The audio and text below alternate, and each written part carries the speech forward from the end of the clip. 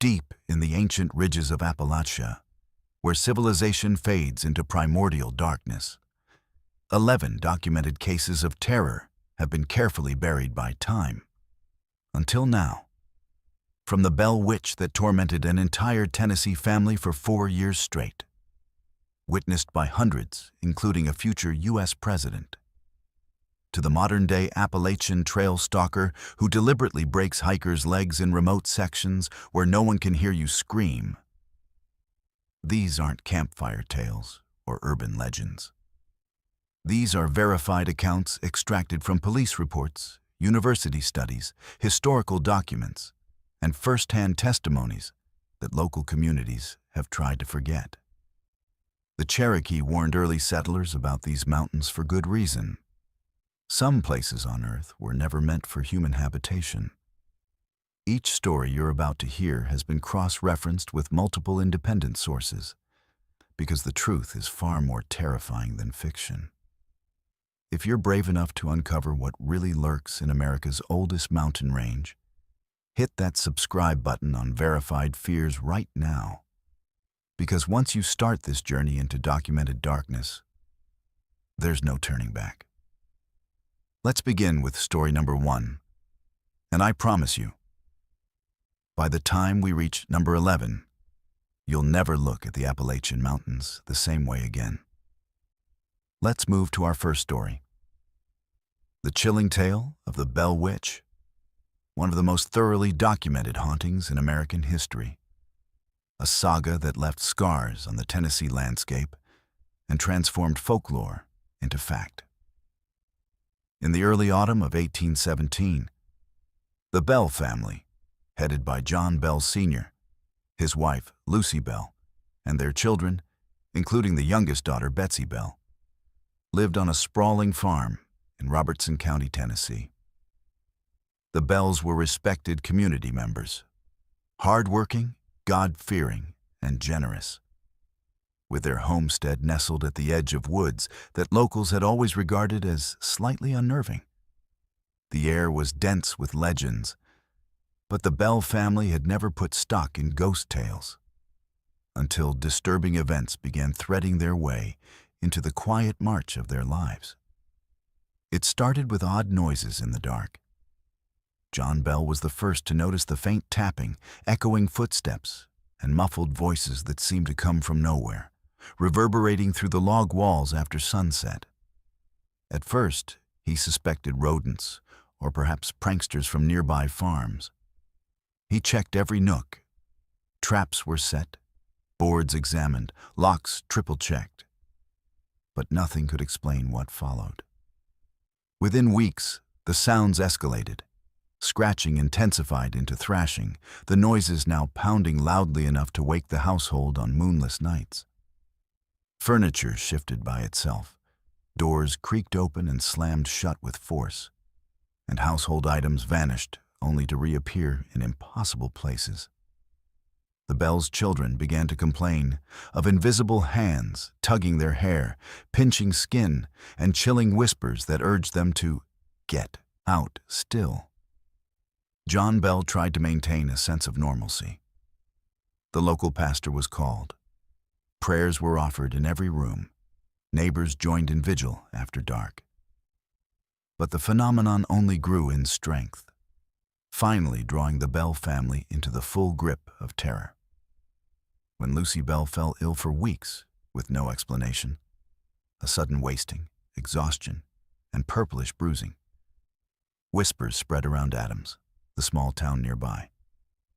Betsy Bell, only 12 years old, was next. Unseen forces assaulted her nightly, leaving scratches and welts, the kind that no living hand could have inflicted.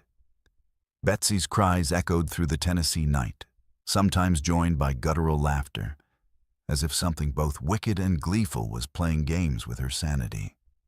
Over time, the entity identified itself as Kate, sometimes called the Bell Witch by locals. Its voice grew clear and distinct, speaking in coarse Southern English that couldn't be attributed to any family member. "John Bell, you old rascal, I'm gonna get you." It would hiss aloud, audible to any visitor brave enough to enter the house. Word spread beyond the county line. Scores of skeptical neighbors poured in, desperate to witness something, anything. Most left shaken, muttering prayers beneath their breath, some swearing off ever returning after being slapped or taunted by the unseen presence. Here's where the story shifts from legend to documented fact. Andrew Jackson, then a general and future president, had heard whispers of Adams's haunted farm. In 1819, convinced either to prove or disprove the tale, Jackson arrived on horseback with his entourage, carrying both bravado and firearms. The Bell Witch greeted him with derision, preventing his carriage from advancing with force that neither horse nor man could resist. Jackson's men, terrified by the inexplicable chaos, retreated before dawn, leaving Adams and the Bell Witch undisturbed. The haunting stretched across nearly 4 years. The Bell Witch played cruel tricks, prophesying deaths, revealing secrets nobody should have known, mimicking voices and causing family members to collapse in fear. John Bell Sr. bore the brunt. His health deteriorated rapidly, with unaccountable fits and numbness that led neighbors to suspect the witch was slowly killing him. On December 20th, 1820, John Bell died abruptly. According to family lore and local documents, a vial of black, unknown liquid was found beside his bed. A poison, the witch bragged, administered by her own hand. As local historian David Crockett, not the famous frontiersman, but a distant relation, recorded in 19th century papers, no malady nor known cause explained his passing, save for the power of Kate, the Bell Witch. Hours after John's funeral, the Bell Witch sang triumphantly through the walls a drunken song, then announced to the huddled, shocked guests, "John is gone, and I'm satisfied." As quickly as she had arrived, the entity faded, sometimes reappearing briefly to harass Betsy or Lucy, but never again with the same intensity. By 1821, peace was nominally restored, but the Bells never spoke of life returning to normal. Betsy Bell, wrought with grief and trauma, eventually broke off her engagement to a local man after the witch threatened both their lives. Lucy lived out her years under a veil of suspicion and sorrow.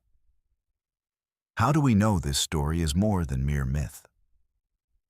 The Bell Witch haunting is documented in contemporary court and church records, local papers, and attested by dozens of respected citizens.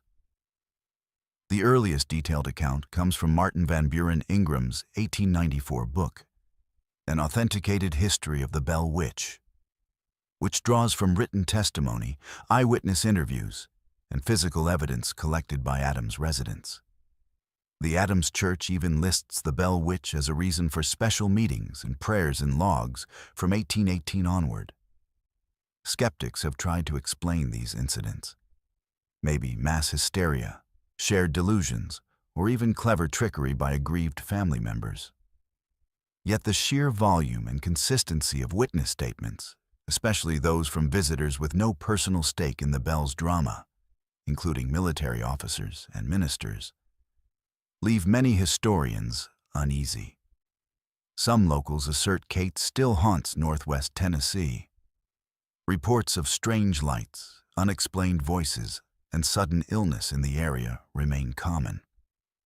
Paranormal investigators have insisted that the Bell Witch Cave, a limestone cavern near the original homestead, remains one of the most active supernatural hotspots in the United States, with visitors reporting cold spots, sudden gusts, and voices in the dark.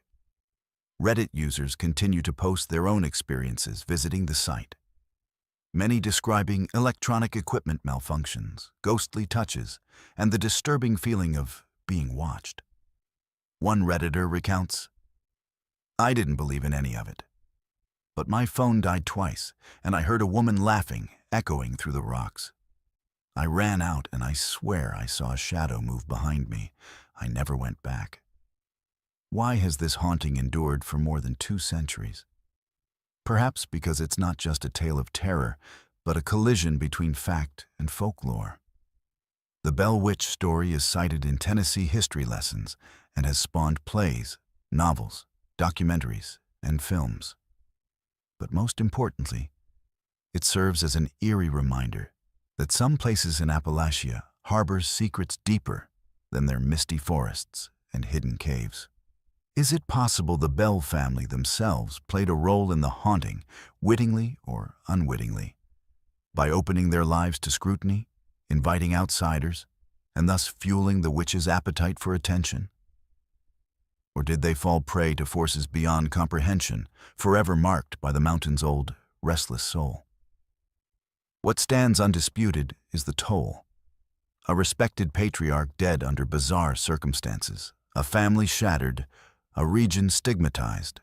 The Bell Witch remains what historians call America's only authenticated haunting, cemented by legal records and newspaper accounts stretching from Adams to Nashville. As the sun set on that remote stretch of Tennessee farmland, for the final time in December 1820, neighbors whispered to each other, "The witch is gone, but the lesson remains. Never mock the unknown. Never doubt what the mountains can hide." Even today, descendants of the Bell family decline interviews, and local guides warn visitors not to stay after nightfall. The Bell Witch Cave is protected by local ordinance and visited by thousands each year, a pilgrimage site for those who crave living proof of ghosts, but also a somber spot for those who've learned firsthand the price of disturbing Appalachian secrets. So next time you're traveling rural Tennessee and the dusk starts creeping through twisted branches, remember the Bell family's warnings and ask yourself, how many of these remote mountain stories have we really left behind? And if you hear a voice calling your name in the dark, will you recognize it as family? Or something far older, far colder, watching from the shadows? Thus ends our first disturbing true horror story from the Appalachian Mountains.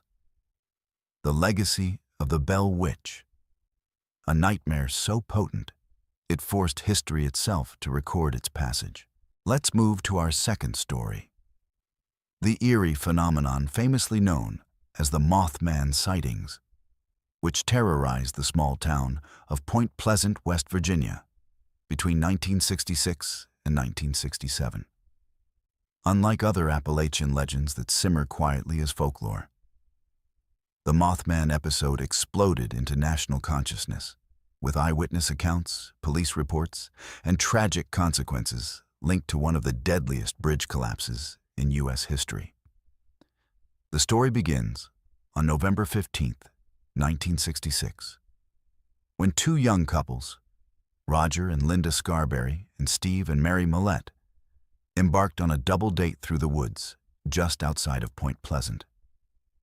As their car headlights swept a dark, wooded curve known locally as the TNT area, a site infamous for its now-abandoned World War II munitions factory, an unsettling entity appeared. Witnesses described the creature as a humanoid figure with a massive wingspan estimated at nearly 10 feet, large gray body feathers, and most chillingly, piercing red eyes that glowed vividly in the night. Multiple police reports confirmed the couples raced away in terror after the creature apparently chased their car at unbelievably high speeds of up to 100 miles per hour, flying alongside them and disappearing only after reaching the outskirts of town. Fearful to report what seemed too absurd, the couples finally went to the Point Pleasant police station the following day, setting in motion an investigative frenzy that gripped the entire region. The initial report was published in the local paper, the Point Pleasant Register, on November 16, 1966, under the headline, "Couples See Man-Sized Bird, Creature." Something, instantly capturing the public's imagination. Quickly, more sightings poured in, over 100 reported incidents within the following year. involving residents who described similar characteristics. Gigantic wings, a humanoid figure, and those unmistakable glowing red eyes. Among the witnesses were volunteer firemen who claimed to have seen a large bird with red eyes. Mason County Sheriff George Johnson, who initially dismissed the reports as enlarged heron sightings, and other locals who reported strange television interference and mysterious noises. Researchers, including wildlife biologists, suggested the creature could be a misidentified sandhill crane, a bird with a 7-foot wingspan and red markings around its eyes, though Point Pleasant wasn't part of the crane's migration route. What elevated the Mothman from regional curiosity to national legend was its supposed connection with one of the greatest tragedies in the area's history: the collapse of the Silver Bridge on December 15, 1967. This bridge connected Point Pleasant, West Virginia, with Gallipolis, Ohio, spanning the Ohio River and serving as a vital transportation link.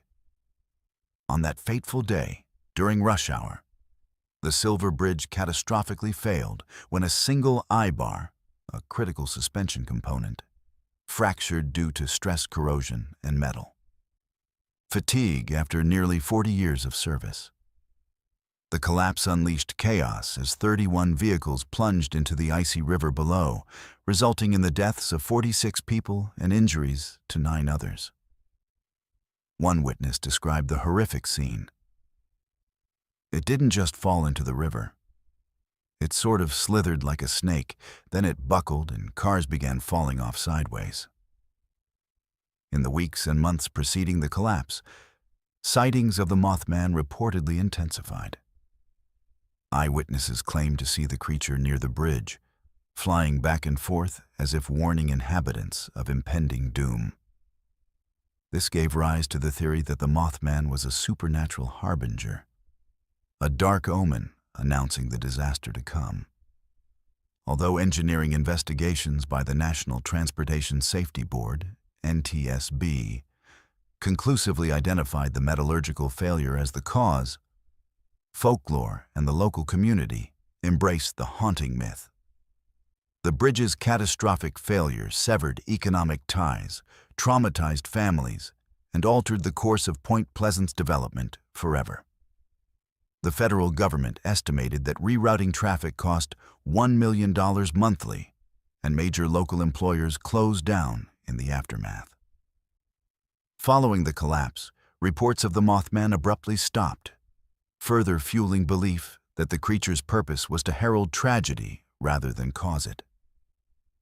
To this day, the Mothman has become enshrined in local culture, celebrated annually in festivals and memorialized in books, documentaries, and films, including the 2002 thriller The Mothman Prophecies, starring Richard Gere. But the story does not end there. The psychological impact on those who witnessed the creature was profound. Roger Scarberry, one of the original witnesses, remained haunted by the experience, often recounting how the creature's red eyes seemed to pierce his soul. Marcella Bennett, another witness on that same November night, was reportedly so terrified that she dropped her baby before retrieving it and running back into her house. Other residents reported nightmares and a lasting sense of dread throughout the period of sightings. The creature's nickname, Mothman, was actually inspired by Killer Moth, a villain from the Batman comic books, showing how popular culture immediately latched onto this mysterious phenomenon. The first documented sighting actually occurred 3 days earlier, on November 12, 1966, when gravediggers in nearby Clendenin, West Virginia, spotted a massive brown-winged human-like being soaring overhead from tree to tree. Paranormal investigators have returned to Point Pleasant multiple times in search of the Mothman, recording unexplained electronic disturbances and eerie sounds near the old TNT area and the Silver Bridge site. Some Salem, West Virginia residents reported strange patterns on their television sets, followed by mysterious noises outside. And when they shined flashlights toward the sounds, they witnessed 2 red eyes glowing back at them like reflectors. Skeptics dismiss the phenomenon as mass hysteria or mistaken animal sightings. However, the consistency of eyewitness testimony and the strange circumstances surrounding the bridge collapse invite ongoing debate. Dr. Robert L. Smith, a wildlife biologist, insisted that all sightings fit the description of a sandhill crane, but couldn't explain why multiple witnesses described flight speeds impossible for any known bird. The economic and social impact extended far beyond the immediate tragedy. The collapse severed the economic lifeline between Point Pleasant and Gallipolis, and when the replacement Silver Memorial Bridge opened 2 years later, it bypassed Point Pleasant entirely, fundamentally altering the town's destiny. Route 35 no longer ran through the heart of the community that had been forever changed by both supernatural terror and very real tragedy. Some locals consider the Mothman a guardian spirit, attempting to warn the living of danger. Others view it as a sinister presence, feeding on fear. The debate continues in online forums, with Reddit users sharing their own experiences visiting the area.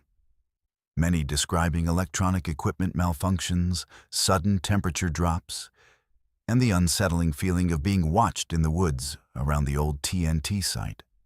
What makes the Mothman phenomenon particularly compelling is its intersection with documented historical tragedy.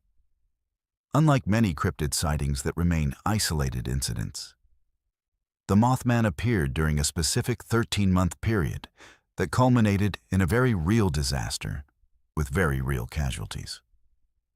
The timing was too precise, the witness accounts too consistent, and the aftermath too devastating to dismiss as mere coincidence. This terrifying chapter in Appalachian history speaks to the region's deep connection with the unknown, where ancient forests and forgotten places still whisper secrets to those brave enough to listen. The TNT area, with its abandoned bunkers and toxic soil from wartime munitions production, provided the perfect backdrop for something otherworldly to emerge from the shadows of industrial decay. And so, the Mothman remains a haunting symbol, not just of Point Pleasant, but of the Appalachian Mountains themselves. A place where fact and folklore collide in the shadows of towering peaks and dense woods, where the line between warning and prophecy blurs into something far more terrifying than fiction could ever achieve. Let's move to our third story, the chilling true haunting known as Bouncing Bertha, which occurred in 1938 in the remote areas of Powell Mountain, Lee County, Virginia. Unlike many ghost stories that linger as vague folklore, Bertha Seibert's story was a documented case of poltergeist activity that captivated the nation and drew the attention of university professors, church elders, and even national media. Bertha Seibert was a sweet, 9-year-old girl living with her grandmother in a rustic 3-room cabin deep in the Appalachian hollers. It began subtly, with Bertha complaining about strange noises during the night and restless sleep, but soon escalated to physical disturbances that terrified the entire family. The terror started when Bertha would hear creaking sounds getting closer and closer to her bed, and when she tried to peek out from under her covers, something would violently rip the sheets off the bed. According to eyewitness testimony collected decades later, including from Ralph, Bertha's cousin who attended school with her and lived nearby, the most terrifying aspect was the nightly bouncing of Bertha's bed. Ralph recalled how the bed would start to tremble, and it would start to shake, and then it would violently begin to shake, like literally bounce off the floor and back down again. And she would be laying there, completely still, terrified, doing nothing to cause it. Neighbors spoke of hearing eerie screams echoing through the wilderness that were so loud they echoed through the hollers surrounding the homestead. The haunting quickly escalated beyond just the bed. Objects moved on their own, dishes flew off tables during dinner, and furniture appeared to shake and levitate for no visible reason. One particularly disturbing incident involved Bertha sitting on a chair while someone played a banjo or guitar, and witnesses watched the chair wobble around the room. With the faster the music played, the faster the chair would rock. There were also accounts of people hearing horses galloping around the house 3 times, though no horses were visible anywhere, followed by doors flying open on their own. Bertha's grandmother, a strict woman steeped in mountain superstitions, believed the family was cursed by a mountain witch or a restless spirit. Taking no chances, neighbors summoned the local Baptist preacher and church elders to perform a spiritual cleansing. When the preacher attempted to place a cross on Bertha's forehead, the chair flew backwards, nearly 4 feet across the room, and a cold chill suddenly filled the air. On a cold autumn evening, nearly 60 townsfolk climbed the mountain and packed into the small cabin to confront the dark presence. Hymns filled the cramped rooms, and church leaders brandished Bibles and crosses while urging the spirit to depart.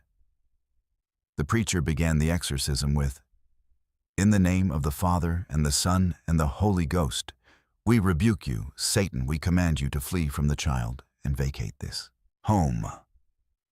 The climax of the haunting came when the bed levitated with such force that 4 miners, each weighing nearly 200 pounds, grabbed hold of each bedpost and attempted to hold it down to the ground.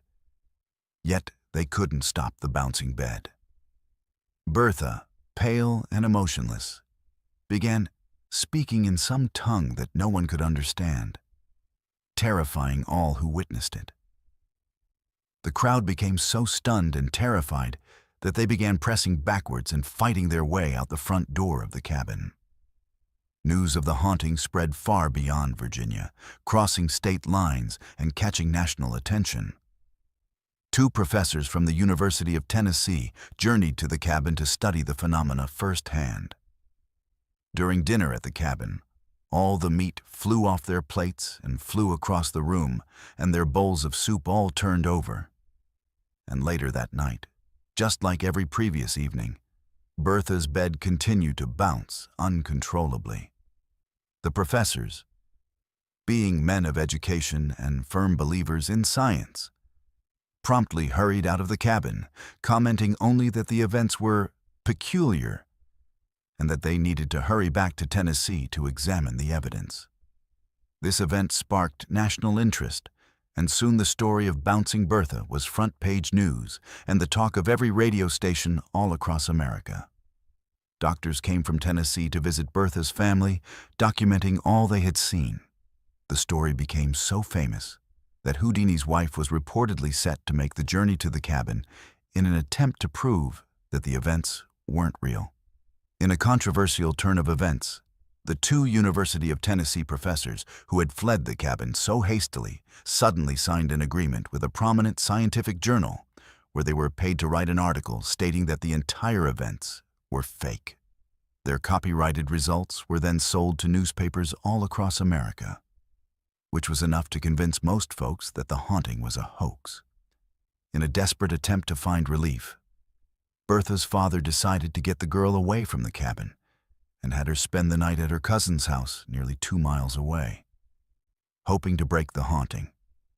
Yet the bed continued to bounce, proving that the phenomenon followed Bertha rather than being tied to the location. Superstitious remedies were tried, including placing silver coins under her pillow and shooting her picture with a silver bullet, traditionally believed to ward off evil, though these had little effect. The only known mitigation was placing a Bible under Bertha's head, which reportedly slowed down the spirit. Ralph, who witnessed the events as a child, recalled how Bertha would come to school with clear signs of sleep deprivation. She'd have these red eyes, and that she would have been crying, and that she was just exhausted.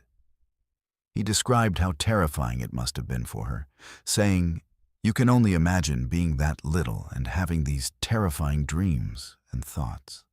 After 35 consecutive nights of this terrifying ordeal, the haunting ceased as mysteriously as it began. The story captivated the nation, and everybody had an opinion, with folks traveling from all over America to Bertha's small cabin to witness the event.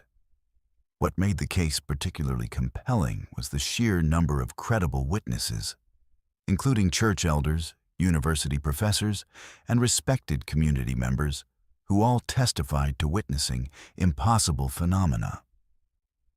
The psychological impact on the community was profound. Ralph noted how the community was probably divided between the people who believed it and the people who didn't, and how awful it must have been for Bertha to know that people were talking about them, and to think that you were the cause of that, even though you were sort of helpless in that situation. What makes Bouncing Bertha's case particularly significant in paranormal research is the documentation and multiple independent witnesses. Unlike many ghost stories that rely on hearsay, this case involved university professors, church officials, law enforcement, and dozens of community members who all witnessed the same phenomena. The fact that the activity followed Bertha to different locations also distinguishes it from typical haunted house cases. The legacy of Bouncing Bertha lives on in Appalachian ghost lore as a rare, well-documented poltergeist case that reveals the region's deep-seated fears and unshakable belief in the supernatural. Local historians have preserved the story, and the tale continues to be passed down through generations, with eyewitnesses like Ralph sharing their memories decades later. Today, the story remains a powerful reminder of a time when the lines between reality and the paranormal blurred beneath the ancient Appalachian Mountains. Some say the cabin where Bertha lived still stands, though locals remain reluctant to discuss the family or the events that made national headlines. The case of Bouncing Bertha stands as one of the most thoroughly documented poltergeist cases in American history, a testament to the enduring mysteries that lurk in the shadow of Appalachian peaks. Let's move to our fourth story, the enduring mystery of the Brown Mountain Lights, a phenomenon that has haunted the remote ridges of Burke County, North Carolina, for centuries. Unlike fleeting apparitions or ghost stories limited to one family, these lights are observed regularly by hundreds of witnesses each year, locals, scientists, and hikers alike. With their existence documented in local newspapers, U.S. government investigations, and even the journals of Cherokee elders, the Brown Mountain Lights are not only legend, they are one of the Appalachian Mountains' most persistent and scientifically confounding mysteries. Brown Mountain itself rises starkly from the forests of western North Carolina, covered in thick pine and laurel, where the valley below is veiled in mist for much of the year. Before European settlers arrived, the local Cherokee and Catawba tribes regarded the lights as omens, supernatural signals from the ghosts of fallen warriors, or the spirits of unquiet ancestors wandering the ridges after nightfall. Early written records describe the Cherokee warning newcomers to avoid the mountain at dusk, for the wandering fire might reveal a secret no living soul should ever see. The first official mention of the Brown Mountain Lights dates back to 1913, when a fisherman wrote to the Charlotte Daily Observer describing odd, ghostly lights that hovered above the tree line, growing and shrinking, red and blue and white, like lanterns hoisted by invisible hands. Over the coming years, more and more reports surfaced. Railroad workers on the Carolina and Northwestern Railway claimed to see floating orbs above the mountain after heavy rains. Farmers described moonless nights when trembling fireballs appeared and drifted above the forests as if searching for something lost. This wasn't a single witness story. It was a documented mass experience, with dozens of independent accounts archived each year. In 1922, after widespread media coverage and growing curiosity, the U.S. Geological Survey conducted a formal investigation, teams spent weeks at Brown Mountain with cameras, telescopes, and journals. Their findings suggested the lights might be reflections of car headlights or distant lanterns. But locals quickly pointed out that sightings predated the advent of the automobile. These orbs had haunted Brown Mountain since before electricity reached the valleys. Journalists who visited the site often left unconvinced. In one widely cited account, a New York Times writer described seeing a blue orb, shimmering as if alive, dancing above the summit for nearly 7 minutes before vanishing with no sound or warning. The lights themselves vary in appearance. Witnesses describe everything from small, marble-sized spheres to large, glowing globes that pulse and fade like living creatures. Some appear in clusters, moving in patterns that seem almost intentional. They've hovered over treetops, darted close to the ground, and disappeared into the river below. Unlike meteors or lightning bugs, the Brown Mountain lights are silent, their presence accompanied only by an eerie stillness that descends on the mountain. During particularly active periods, such as after heavy rainfall, dozens of lights have been seen simultaneously, prompting impromptu gatherings of locals who trek up the mountain roads hoping for a glimpse of the supernatural. Over the decades, scientists have proposed many explanations, though none have been proven or universally accepted. Some suggest natural gases such as phosphine or methane may ignite spontaneously, producing brief flashes or sustained low flames. Others theorize that rare electrical phenomena, ball lightning or even piezoelectric discharges from compressed quartz in the region's bedrock, are responsible. Every explanation is countered by the fact that the lights are sometimes seen during dry conditions, on clear nights, and in areas with little or no known gas emissions. A particularly compelling account comes from the 1930s, when a team from Appalachian State University partnered with local authorities to stake out the ridge with advanced photographic equipment. One autumn night, 3 professors and their assistants reported seeing 2 red balls and 1 blue ball hovering 15 feet above the valley floor, moving in perfect silence. Their photos remain part of the university's paranormal research archive, and locals continue to cite this incident as proof of something beyond science.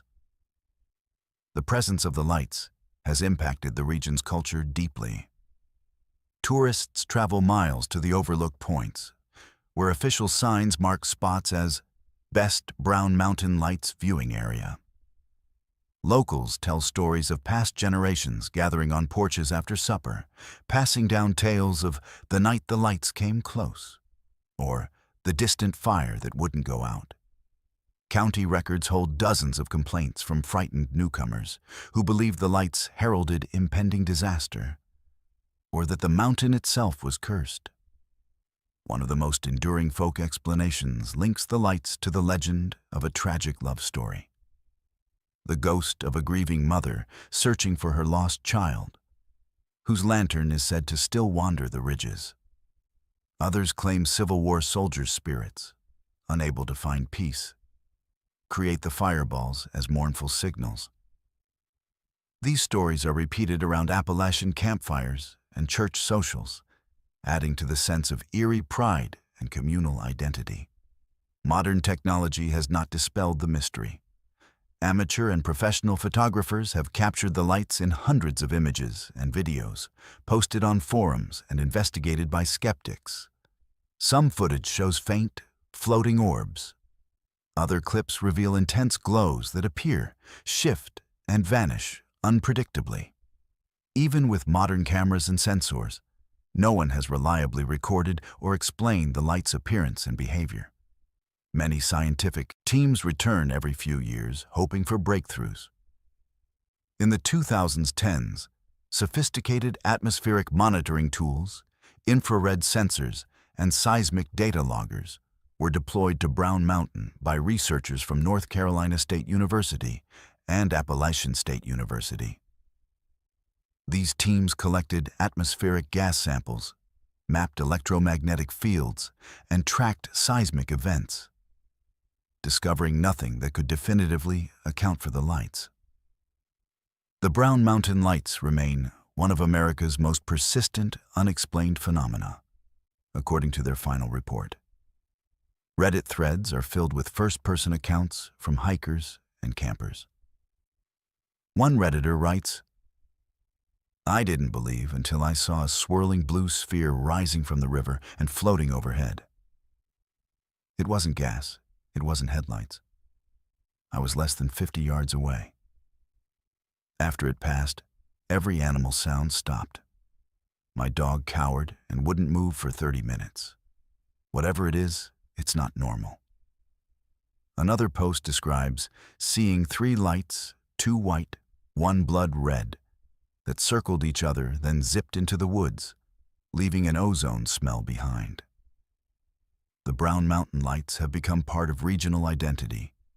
Each autumn, as the air cools and mist grows thick, families gather on the old logging roads to watch, hoping to spot the legendary phenomenon. It's not uncommon for locals to keep journals, marking the dates of particularly bright displays and sharing findings with neighbors. Some years pass with few sightings. Other years, the lights are seen weekly, always unannounced and always unexplained. Skeptics argue for human-made origins, suggesting distant highway or train lights refracted by unusual atmospheric conditions. Yet, government-commissioned studies in the 1970s and 2000s found that while man-made lights do occasionally influence what is seen, the Brown Mountain Lights often appear in complete absence of cars, trains, or artificial sources. Moreover, the variety in color, intensity, and movement disputes the simplistic explanation of passing headlights. A handful of locals claim far stranger experiences, sudden sensations of being watched, brief encounters with shadowy figures, and even missing time incidents while observing the lights. These claims have not been substantiated by official investigation, but they add deeply to the eerie aura surrounding Brown Mountain. Neither dismissed nor fully explained, the Brown Mountain Lights remain a cultural cornerstone. Local festivals celebrate the lights in music, art, and storytelling, attracting visitors from across the country. Scientists drop by with hope, and sometimes leave with more questions than they arrived with. Skeptics debate. Believers gather. Everyone watches. Ultimately, the Brown Mountain Light story is not just one of mysterious, glowing orbs. It is a saga of persistent human curiosity, genuine wonder, and the Appalachian Mountains' profound, unbroken connection to the unknown. These lights remind us that in a world increasingly dominated by certainty, some phenomena stubbornly refuse all explanation. The next time you stand atop Brown Mountain beneath a starry sky, know that you are not just watching odd flashes of luminescence. You are witnessing one of America's oldest, best documented, and most mystifying encounters with the unexplained. From Cherokee legend to modern scientific study, from local folk tales to national headlines, the Brown Mountain Lights continue to shine in the hearts and minds of those searching for answers within the ancient forests of Appalachia. Let's move to our 5th story, the legendary terror of the Wampus Cat, a shape-shifting entity that has stalked the borderlands and forests of the Cherokee territories straddling North Carolina and Tennessee for centuries. The Wampus Cat is neither myth nor mere campfire tale. Its story is rooted in Cherokee oral tradition, colonial-era reports, modern eyewitness testimony, and a string of unexplained livestock killings, mysterious disappearances, and midnight panic that continue into the present day. The tale of the Wampus Cat offers a glimpse into the deepest shadows of Appalachian fear. A perfect fusion of creature legend, cultural trauma, and ongoing mystery. Long before Europeans arrived, the mountains and hollers east of the Great Smoky Mountains were home to the Cherokee people. These were lands of high ridges, concealed springs, and thick old-growth forest, where every hollow and creek bore a name linked to a story from the tribe's distant past. Of all the creatures spoken about around the council fires, few engendered more caution than the Ua, the spirit of madness. A being so dreadful, its very name was whispered only in the safety of daylight, never at night. According to the most prevalent version of the Cherokee legend, the menace of the Wampus Cat began with a woman of extraordinary curiosity and courage.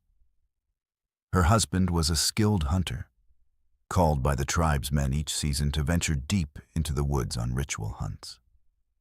These hunts were said to reveal secrets, invoke old spirits, and, most sacred of all, required strict separation from women, lest they draw unwanted supernatural attention. Unable to repress her need for knowledge, the woman disguised herself in the pelt and mask of a mountain cat and followed the men one cold autumn night, hiding behind pine trunks and keeping to the shadows. At the heart of the forest, the men gathered and performed sacred rites. The woman, peering through her mask, watched as planes of light shimmered through the trees, the spirits of the wild summoned by the shaman's song. Suddenly, a gust of night wind howled through the council. The spirits sensed her presence.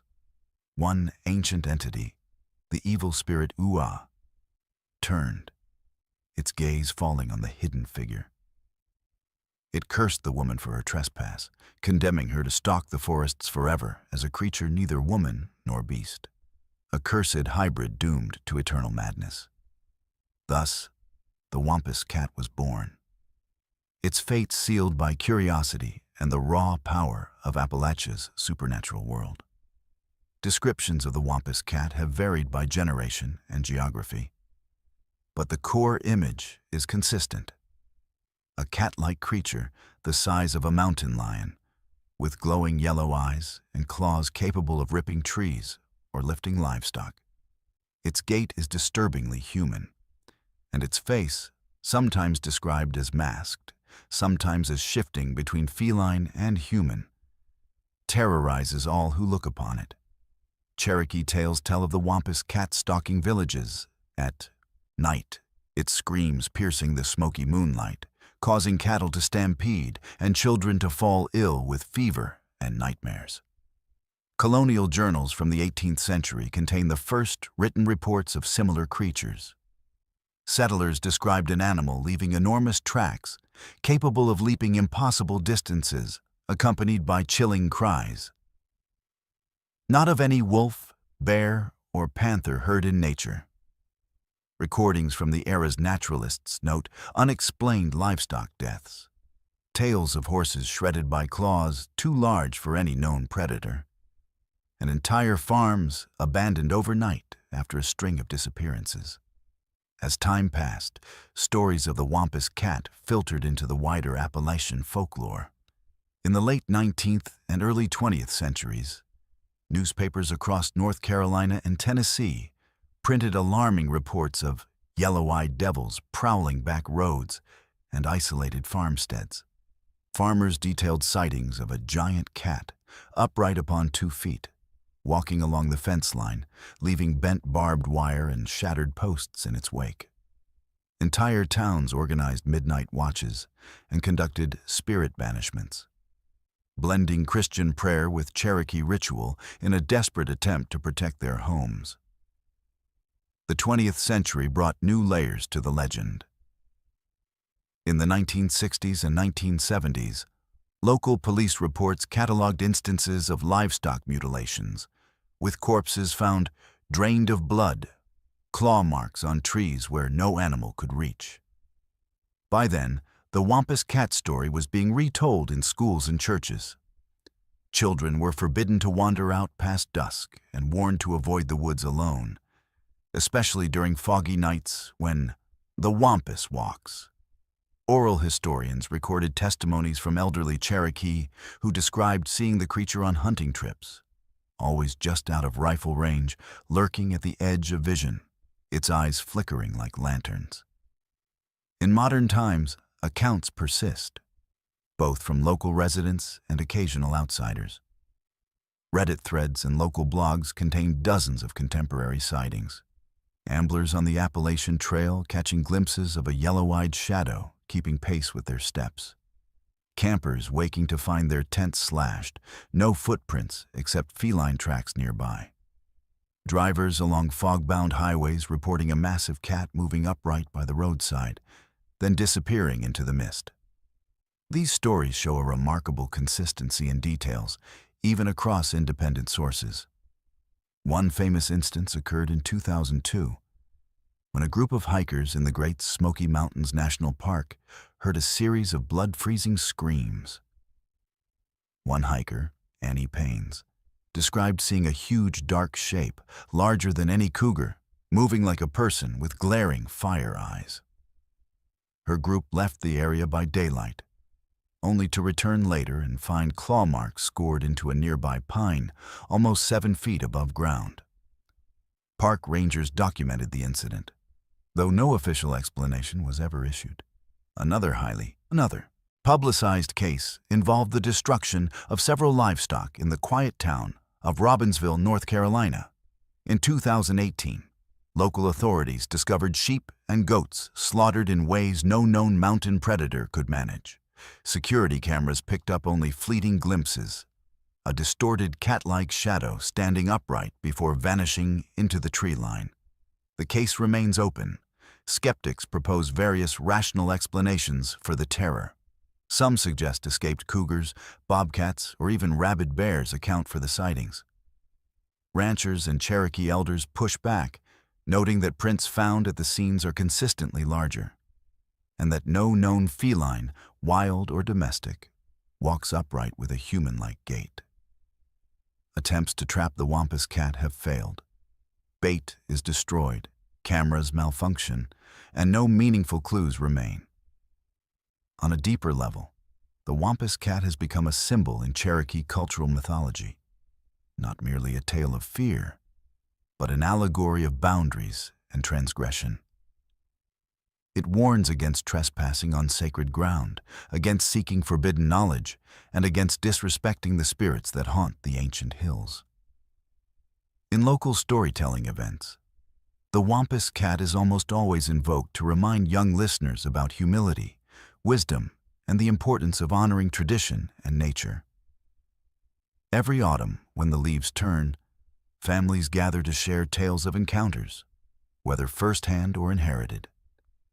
Parents tell children, "If you see yellow eyes in the darkness and hear a woman scream, run." The Wampus cat is never far. Rituals persist, some mixed with Christianity, some purely traditional. A circle of salt around campfires, items of silver hidden near entrances, prayers at dusk. Scientific teams occasionally investigate, though the region's dense forests and rugged terrain defy easy exploration. In 2019, a collaborative study between regional universities and Cherokee cultural scholars collected 25 separate testimonies of Wampus cat sightings in a 12-month span, cross-referencing them against game camera footage and physical evidence. Most cases involved fleeting yet vivid encounters, and none could be fully explained by animal biology. The final report concluded, "The legend endures. The evidence remains inconclusive. The terror persists." Above all, the story of the Wampus cat endures because it is rooted in community experience. It is told and retold not as entertainment, but as a warning, a tradition binding generations together in shared memory and caution. The boundaries between belief and skepticism blur beneath the shadow of the Appalachians. Every sighting, every scream, every unexplained print becomes part of the living history of the mountains. To stand in the forests near the North Carolina-Tennessee border is to realize that the story isn't just about a creature. It's about the power of the land itself. The ancient intelligence woven into ridge and hollow, the spirits whispered about long before settlers arrived. In the heart of the night, when the woods rustle, generations of families hold their breath, listening for the scream that means the boundary has been crossed once more.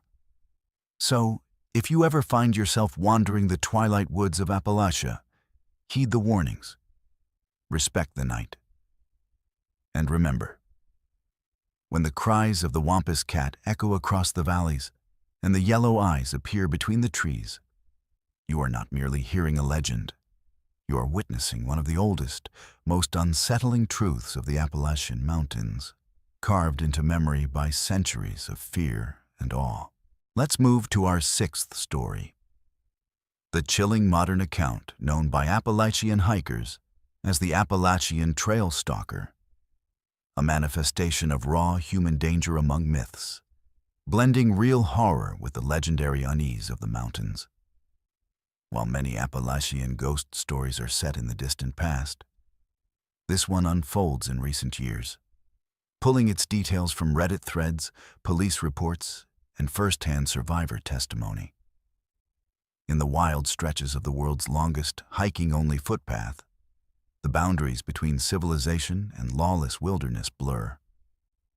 And sometimes, monsters are not supernatural, but terrifyingly real.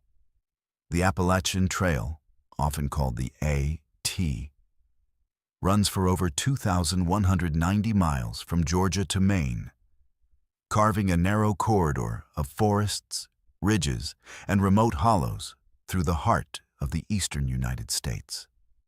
It threads through 14 states, passes ancient towns and disappearing villages, and for much of its length is enveloped in a silence broken only by wind and birdsong. Each year, thousands of hikers attempt the trek, seeking adventure, healing, or escape. But buried beneath tales of supportive trail communities and photogenic vistas are accounts of what can go wrong when isolation breeds vulnerability, and the mountains themselves become stage and shield for evil. The story of the Appalachian Trail Stalker begins not with mystery, but with an alarming pattern noticed among experienced thru-hikers. As more hikers began chronically the journey online, in Instagram posts, neighborhood blogs, and particularly in long, urgent Reddit threads, certain warnings surfaced. Tucked between recommendations for gear and water sources were urgent recountings of strange encounters and flat-out threats. I was alone near the Smokies, about 2 days' hike out from the last shelter. At about 3 a.m, I woke up to someone whispering outside my tent. Not animals. A voice. It said, "You're going to get hurt out here. Better pack up and leave before it gets dark again." I froze, waited about 30 minutes, and then peeked out. No tracks, no one visible. But my trekking pole was gone, and around my tent the dirt was scuffed up like someone had circled me repeatedly. These unsettling incidents grew in frequency during the late 2010s and early 2020s. Stories began appearing on r/Appalachian Trail and related subreddits. A shadowy figure trailing solo hikers for miles, mirroring every pause at trail junctions. Distant, cold laughter echoing behind. Some hikers dismissed these as paranoia, the result of fatigue and sleep deprivation. Others were adamant. The threat was all too real. One account, widely circulated among hikers, involved a man from New England in the spring of 2019. He had been hiking 2 weeks with minimal human contact near the Tennessee-North Carolina border when, after dark, he heard movement just off the trail. It was subtle, crackling branches, soft footsteps. Each night at camp, the noises seemed closer. On the 4th night, after a restless sleep, he woke to find his food bag missing and what looked like boot prints weaving between the trees. "I followed the prints about 50 yards," he wrote on Reddit, "and then gave up because the woods were dense and I felt watched. That night, I didn't sleep. Something was out there making noises, moving in a way no animal could." More disturbing was what happened to Amy, a lone hiker from Virginia, recounted on both Reddit and local news forums. Several days into her journey through southern Virginia, she realized she was being trailed. Initially, she thought it was another solo hiker, so she stopped at a shelter to meet them. But when she arrived, she found the shelter empty, except for a set of deep gouges in a nearby log and a crude slingshot fashioned from branches. She pressed on, but at every turn, she felt eyes on her. Eventually, Amy posted a desperate plea. If you see a man in a brown jacket, hiking boots without laces, near mile marker 431, leave the trail. He isn't just creepy, he's dangerous. Other hikers responded to Amy's post with their own observations. Food going missing at campsites, tents slashed while they were on day hikes, and even a string of apparent injuries. One disturbing post described a survivor's account. I was on the trail near Roan Mountain. I stopped to make lunch and felt uneasy. Not animal uneasy, human uneasy. I bolted down the trail, feeling seen but not finding anyone. About a mile later, I slipped and rolled my ankle badly. As I lay there trying to get my bearings, I heard someone nearby through the brush. He didn't speak to me. He just stood about 10 yards away, half behind a tree, watching. When I screamed and threatened him with my hiking knife, he finally left. I crawled back to camp and called for help. Investigations were sporadic.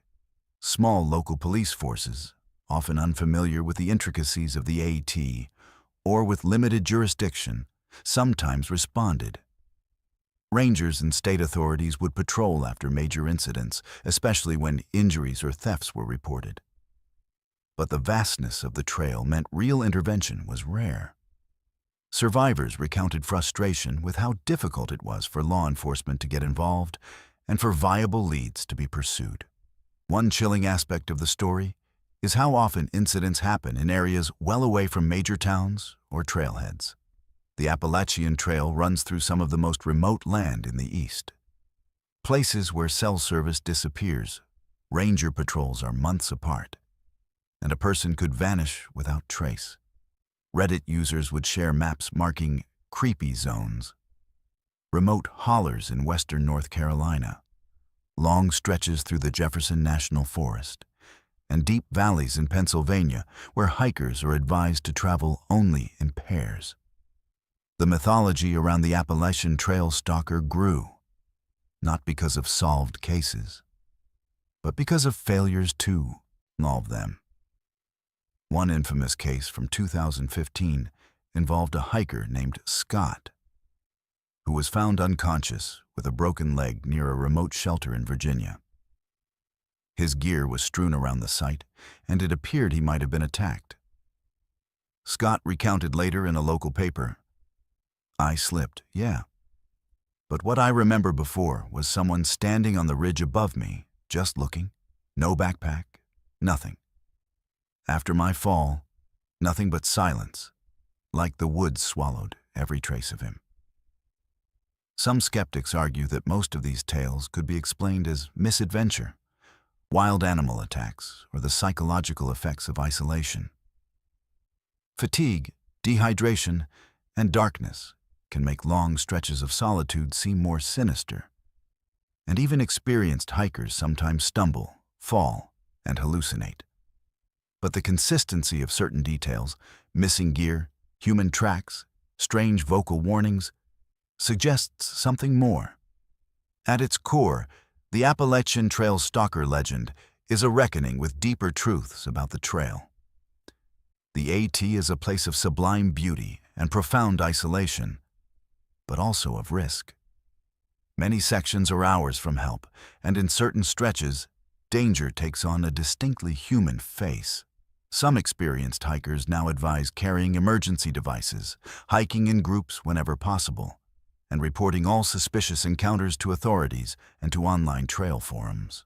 The community response has grown, forming informal watch groups and check-in stations at shelters, especially in the sections known for trouble. As modern technology has crept into even the remotest parts of the trail, some incidents have been caught on camera. Grainy footage of shadowy figures, blurred outlines appearing just at the edge of lantern glow. Hikers have posted voice recordings of late-night threats. "You should turn around now." Analysis of these clips has yet to identify any suspect. The Appalachian Trail Stalker legend resonates because it stands apart from the supernatural. It is, in its deepest sense, an Appalachian horror grounded in real possibility. It is a reminder that, in the wild places of the earth, sometimes the worst thing you can encounter is another person, unbound by law or community, whose motives remain dark and whose methods are as terrifying as the wild itself. Reddit's r/nosleep, r/appalachiantrail, and outdoor blogging sites continue to see new threads each year. Hikers reporting chilling moments alone in the woods, campers finding strange symbols carved into trees, isolated incidents of tents slashed and personal effects taken. The pattern is always the same: human malice shrouded in Appalachian shadow. Older locals have even added their own twists, tales of the Watcher, a spirit or possibly an old trapper who protects the trail by warning off those he finds too vulnerable. Some believe the Appalachian Trail Stalker is several different people separated by time and location. Others are convinced it's the same individual, moving up and down the ridges year after year. A few anthropologists studying trail culture suggest the stories function as cautionary tales, reinforcing the need for group travel, vigilance, and constant communication with the trail community. A cultural adaptation to the uncertainties of the long wilderness passage. Law enforcement periodically weighs in, sometimes debunking individual claims as hoaxes or encouraging hikers not to fuel hysteria. But in almost every confirmed case, the common thread is isolation exploited by the land itself and those who inhabit it. In the 2020s, a North Carolina sheriff told local media after a rash of missing equipment, "We do what we can to patrol, but the truth is, out there, you have to be your own first line of defense." Survivors, meanwhile, offer sobering advice. One veteran hiker recounted, "If someone unsettles you on the trail, trust your instincts. Take no chances. Move on, find a group, make noise. Don't worry about being rude." Others recommend sharing GPS locations with family, tagging locations on Instagram and Strava for trail records, and keeping pepper spray handy. In severe stretches, some hikers adhere to the buddy system despite their preference for solitude. And still, the allure of the AT remains, a place of pilgrimage, personal discovery, and healing. Each year, new hikers take their first steps, uncertain what awaits beyond the next bend. The real horror for many is not ghosts or urban legends, but the knowledge that evil sometimes walks the same path, hidden by forest and fog, protected by the vast and ancient embrace of the Appalachian wild. In truth, the story of the Appalachian Trail Stalker is the story of our deepest vulnerabilities, the shadow side of adventure, and the price we sometimes pay for longing to be alone with nature. The tale is not told to deter hiking, but to respect the land and the mysteries it keeps, and to remind every wanderer that sometimes darkness on the path is both literal and figurative. So if you ever hike deep into the Appalachian Mountains, keep your wits sharpened, your instincts tuned, and remember, the legends of the trail are written not just in old books, but in recent memory, in whispered warnings, missing gear, and the eyes in the woods where no animal would dare linger long. The real Appalachian horror is not always a ghost or beast. Sometimes it is the stranger you never see, whose presence you only sense as the trees close in and the silence grows impossibly deep. Let's move to our seventh story, the haunting legend of the Moon-Eyed People. Beings described by both Cherokee oral tradition and European settler records as pale, short, and inexplicably sensitive to daylight.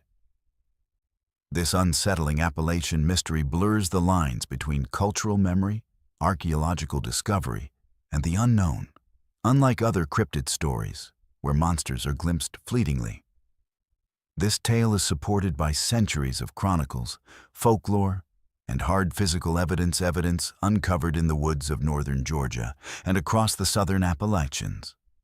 The earliest encounters with the Moon-Eyed People date back to the pre-colonial era, when the Cherokee migrated into the southern highlands in the centuries before European contact. According to tradition, when the Cherokee arrived, they found large areas already occupied by a mysterious race of pale-skinned dwarfs with wide, round eyes, who could only move freely at night. The light of day left them nearly blind and helpless. The very name moon-eyed comes from this physiological trait. Their eyes, adapted to darkness, would shine or reflect with an unnatural gleam in moonlight. Some versions of the legend claim the Moon-Eyed People built sophisticated stone structures, walls, mounds, and forts deep in the forest, hiding from sunlight and outsiders alike. They communicated in chattering, high-pitched voices and fled the sun as if it burned. Cherokee oral history, preserved in stories recounted by elders and recorded by scholars like James Mooney, tells of a climactic battle. As the nights grew shorter and summers longer, the Moon-Eyed People's territory shrank and their survival became precarious. The Cherokee, who mostly opposed their presence, finally overcame them in a decisive confrontation, driving them either west or underground, or, as some stories claim, causing the mysterious beings to vanish entirely. What makes this story especially intriguing is the overlap with European settler accounts and the archaeological record. When white colonists pushed into the northern Georgia mountains in the 1700s, they were startled to find elaborate stone ruins, often in locations associated with Moon-Eyed People legends. The most famous are the walls at Fort Mountain, a sprawling, serpentine structure of rocks stretching 885 feet across a ridgetop. Local guides and Cherokee informants alike claimed these works were not of Cherokee origin, but built by the Moon-Eyed People in the old times. Early historians such as Benjamin Smith Barton and Lyman Draper cataloged stories from both Cherokee and Muskogee Creek elders, who agreed there had been an ancient people, light-skinned, weak-eyed, and nocturnal, whose constructions predated their arrival. These accounts sometimes describe the Moon-Eyed People as too small in stature for any European race, ruling out both contemporary colonial populations and local tribes. The 1790s brought new accounts. In his Natural and Aboriginal History of Tennessee, author John Haywood recorded the presence of strange stone forts across the Appalachians, ascribed by local traditions to moon-eyed men. Settlers found not only walls, but pottery fragments, tools for working stone, and signs of dwellings, though smaller and with lower ceilings than their own log houses. Some researchers have speculated about the possible origin of the Moon-Eyed People. The most prominent natural theory is that they may have been remnants of an early or lost migration group, possibly Europeans, perhaps Norse or Welsh explorers, who reached the continent well before Columbus. The Welsh Madoc legend, which claims a 12th century prince sailed to America, sometimes gets tied into these stories. Welsh stones and fortresses bear superficial resemblance to the Appalachian ruins, and some accounts even describe Moon-Eyed People as speaking in rhythms reminiscent of Welsh. Others argue for an entirely different explanation, that the Moon-Eyed People were a distinct indigenous tribe, either albino or suffering from a genetic condition like the rare ocular albinism.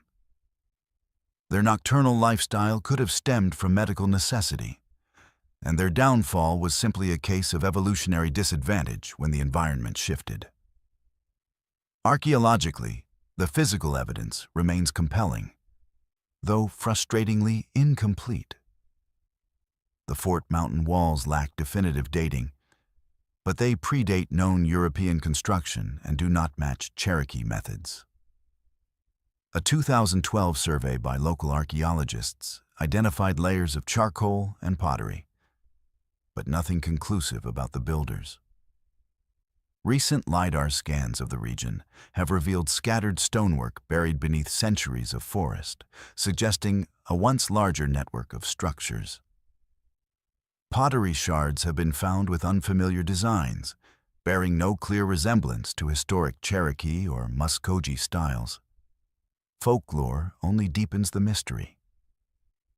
Even as late as the 1800s, settlers in North Carolina and Georgia reported encountering pale, reclusive mountain folk, often in small family groups, living in cave systems or abandoned stone huts.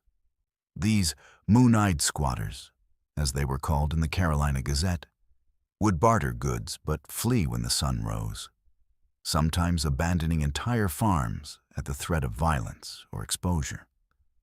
The stories persisted into the 20th century, appearing in local newspapers and ghost tales. Children were warned that moon-eyed creatures slipped through the woods at night, and travelers recounted strange encounters while camping by remote springs. Some spoke of luminous eyes reflecting firelight, and of tiny feet moving silently over moss and rock.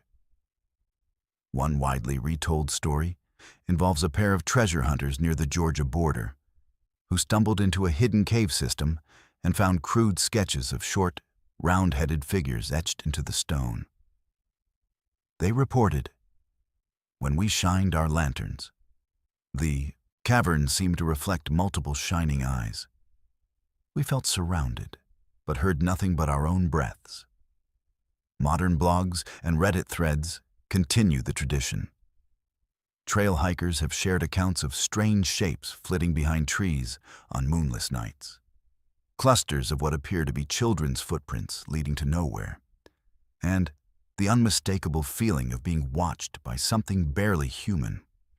One viral post in 2018 described an encounter near Fort Mountain.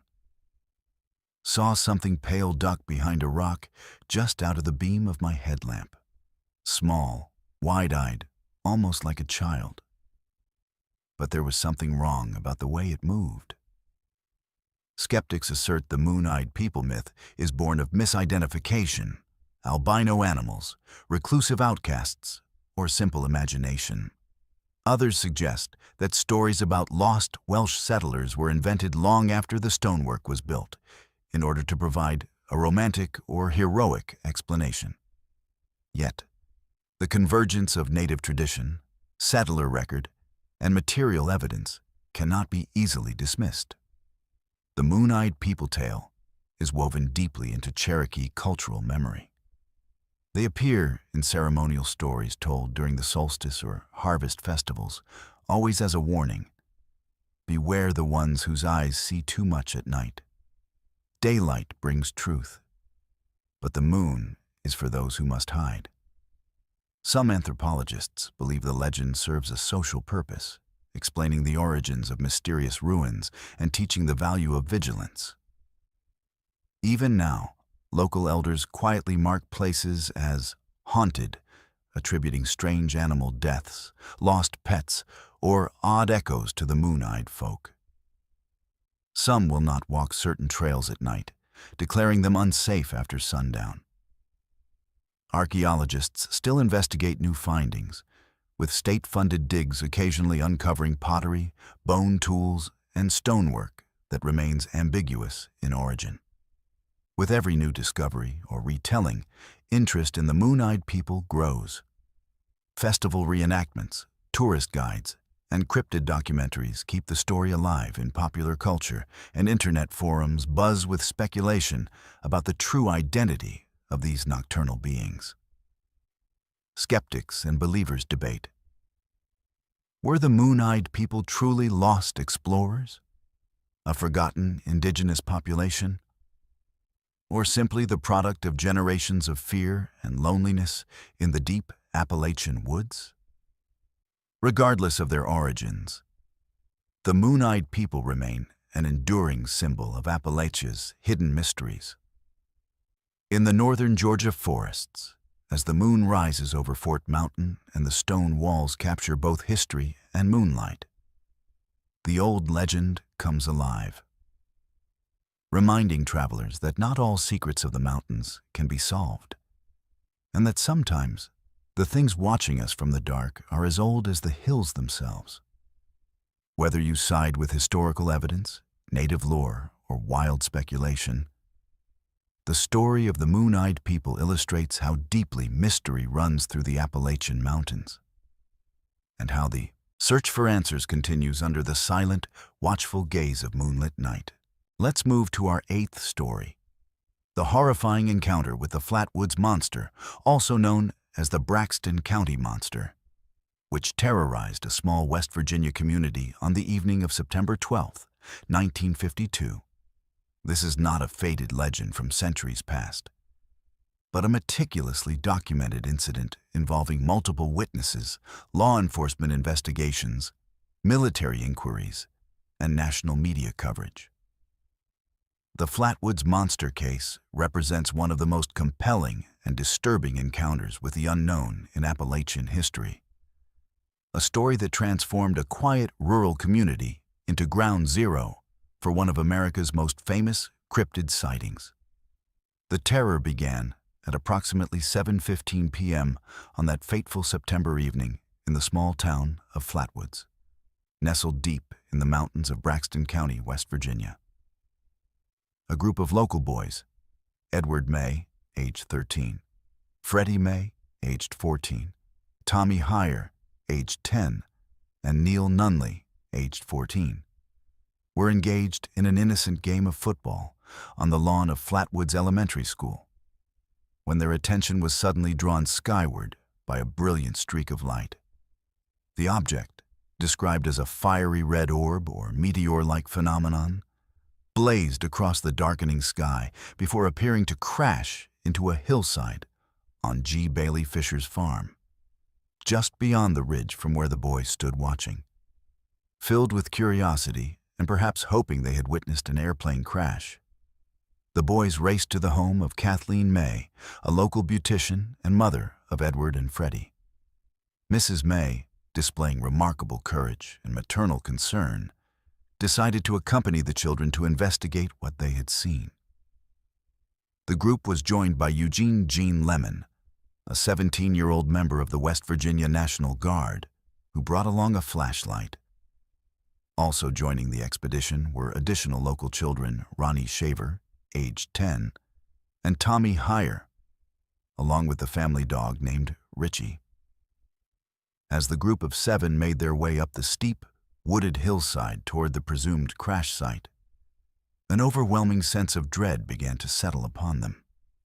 The air grew thick with a pungent, metallic odor that burned their eyes and throats, a smell described by witnesses as resembling sulfur or rotten eggs, though with an unmistakably industrial quality.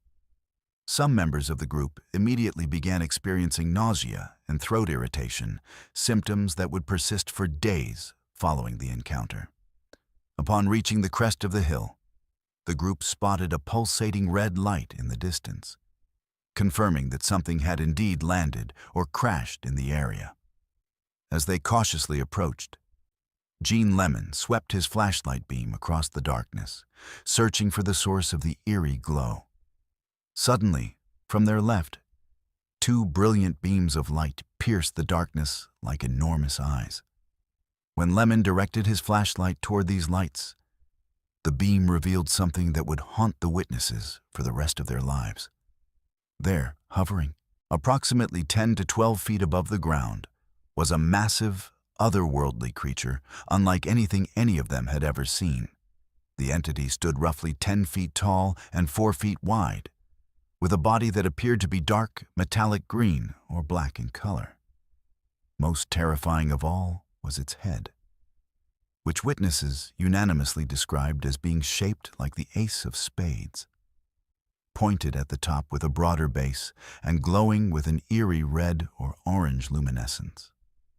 The creature's eyes burned with an intense greenish-orange light that seemed to emit their own illumination. The monster's body was described as being covered in what appeared to be a dark, metallic dress or shroud that hung in pleated folds below its waist, giving it an almost ceremonial or otherworldly appearance.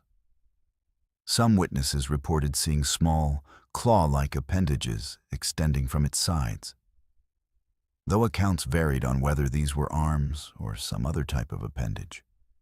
Most disturbing of all, the creature appeared to be levitating or floating rather than standing on solid ground, adding to its supernatural and threatening presence. As the group stood frozen in terror, the Flatwoods monster began to emit a sharp, hissing sound, described by some as mechanical, by others as almost serpentine. Without warning, the creature began to glide directly toward the witnesses, its movements smooth and unnatural.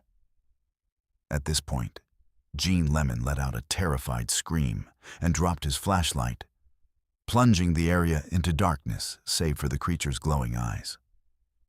The entire group turned and fled down the hillside in absolute panic, running as fast as their legs could carry them back toward the safety of town. The immediate aftermath of the encounter was almost as disturbing as the sighting itself. Several members of the group, including Mrs. May and some of the children, experienced severe nausea, vomiting, and throat irritation that lasted for several days. These symptoms were initially dismissed by authorities as psychological effects of hysteria and fear.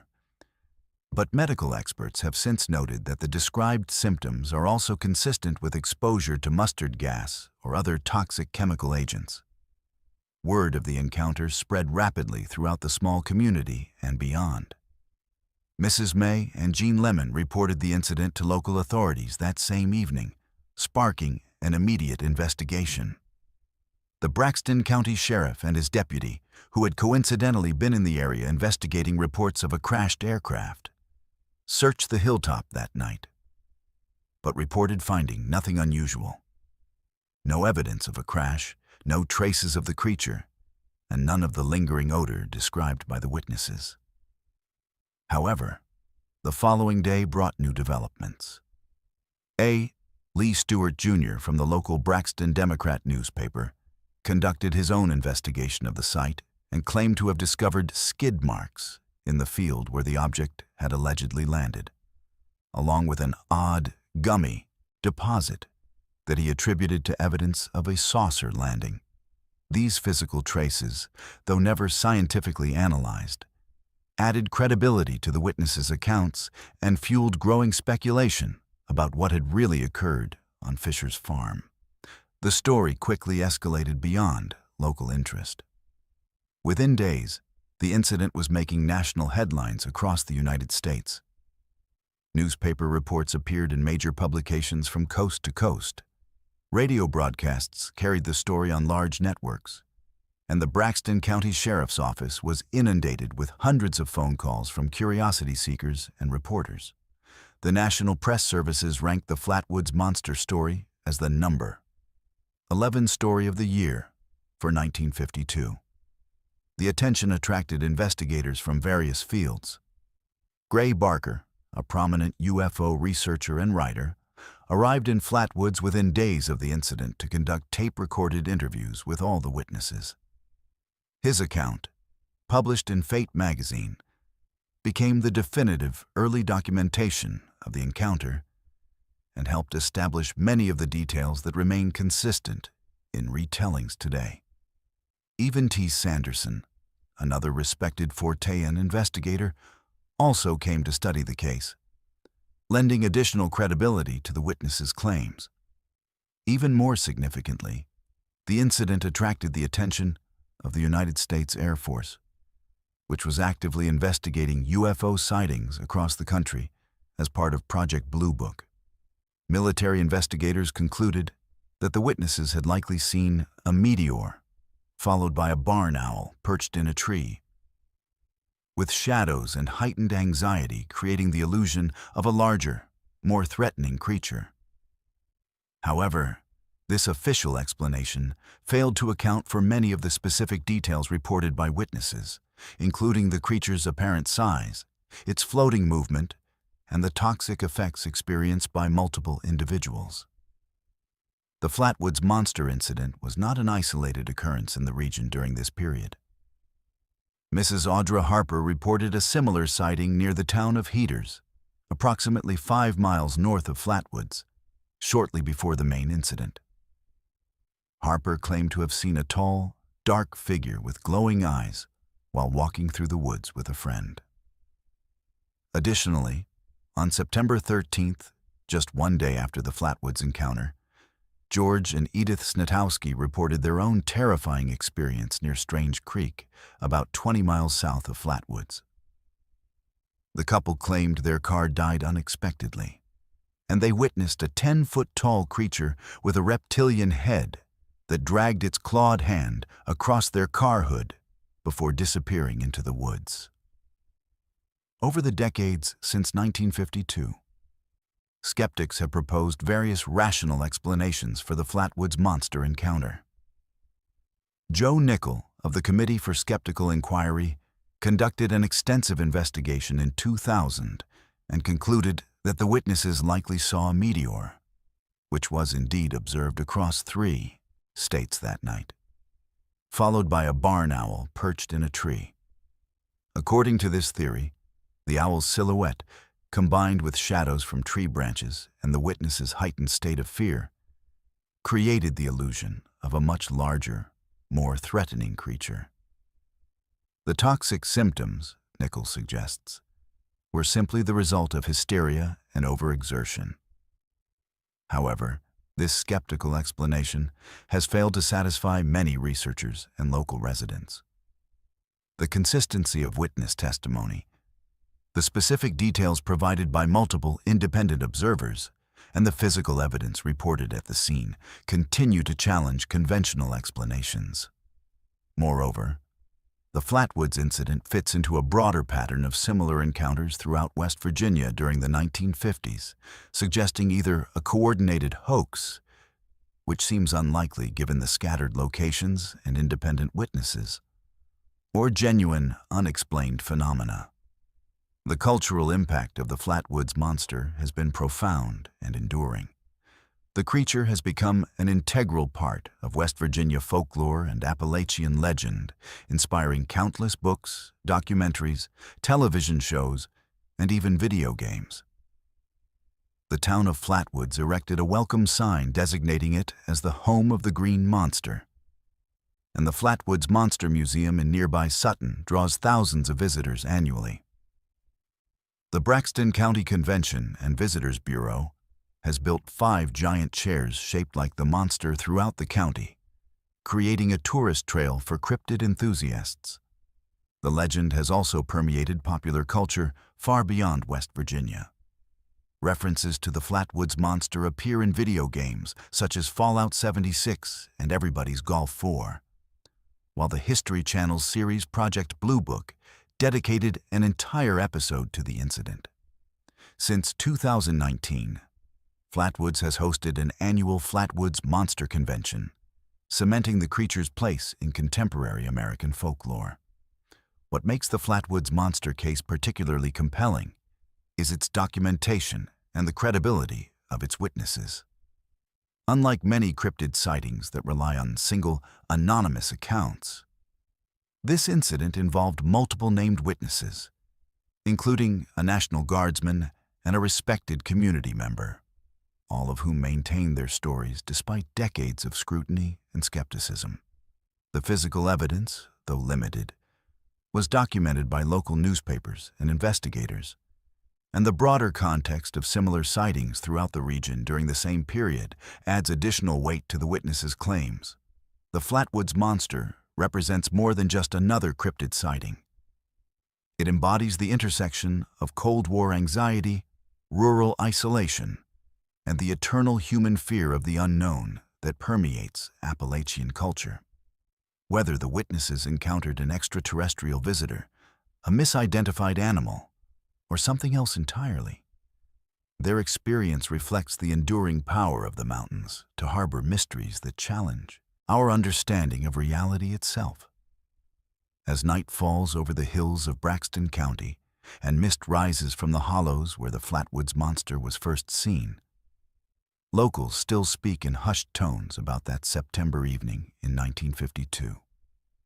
The creature may never have been seen again, but its legacy lives on, a testament to the enduring mysteries that lurk in the shadows of the Appalachian Mountains, waiting to challenge everything we think we know about the world around us.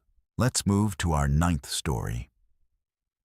The haunting phenomenon known as the Phantom Hiker, a mysterious figure that has been encountered by countless hikers throughout various sections of the Appalachian Trail for decades.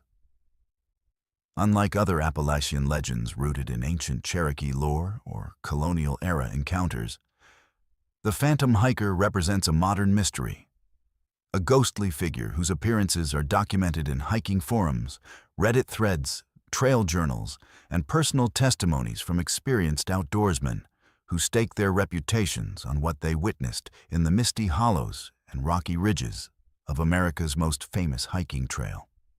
The Phantom Hiker is not confined to a single location or mountain, making this phenomenon uniquely unsettling.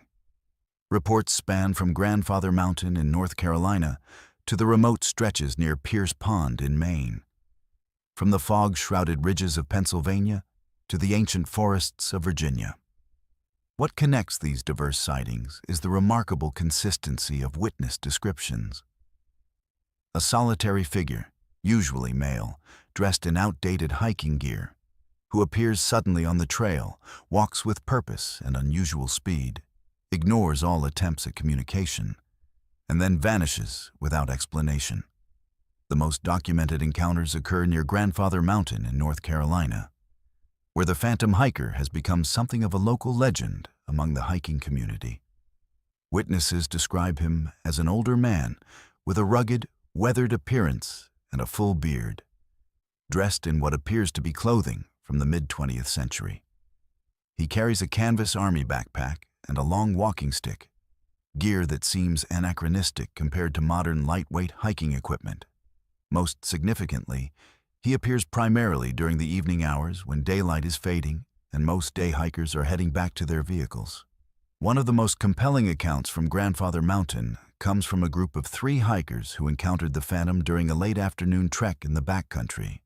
As they rested and shared granola bars, one hiker mentioned they were in an area where the Phantom Hiker had been reported, prompting discussion of the legend.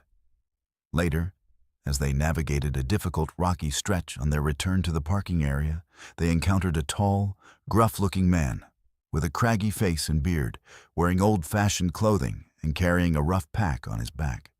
The figure passed them without acknowledging their greetings, hiking at an impossible pace toward the bottom of the mountain. When the group turned around just seconds later to point him out, the man had completely vanished from the bare, rocky hilltop, where there was nowhere to hide. A ranger later confirmed that no one matching that description had been found during his sweep of the mountain. The Pierce Pond area of Maine has generated equally disturbing accounts of phantom encounters.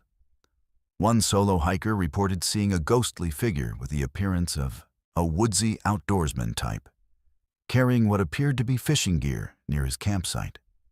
The spectral figure appeared on 2 consecutive nights, first fading into darkness after being spotted, then on the second night, stopping to stare directly at the terrified camper before the hiker fled into the forest and hid behind a tree until morning. The witness hastily broke camp and left the area before nightfall the following day. Perhaps the most unsettling encounter occurred in May 1972, when a solo hiker experienced what can only be described as a temporal anomaly. While walking through a section of the Appalachian Trail, the hiker suddenly found himself surrounded by an unusually thick ground fog. Through the mist emerged a large figure wearing a heavy coat and wide-brimmed hat, walking with a staggered gait while staring at the ground, as if searching for something lost. As the phantom approached, the living hiker moved aside to avoid collision.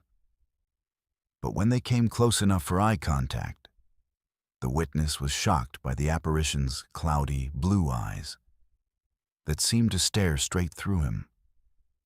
The figure's clothing appeared to be from a different historical period entirely, and when the hiker attempted to speak, the phantom showed no response or acknowledgement. After passing by, the hiker turned to look back and discovered the figure had completely vanished. Modern technology and social media have brought new dimensions to phantom hiker encounters. Reddit users on r/Appalachian Trail regularly share their own experiences, often describing similar details despite being separated by years and hundreds of miles. One particularly detailed account describes a hiker noticing a man ahead on the trail wearing an old-school giant-framed pack and short 70s-style gym shorts.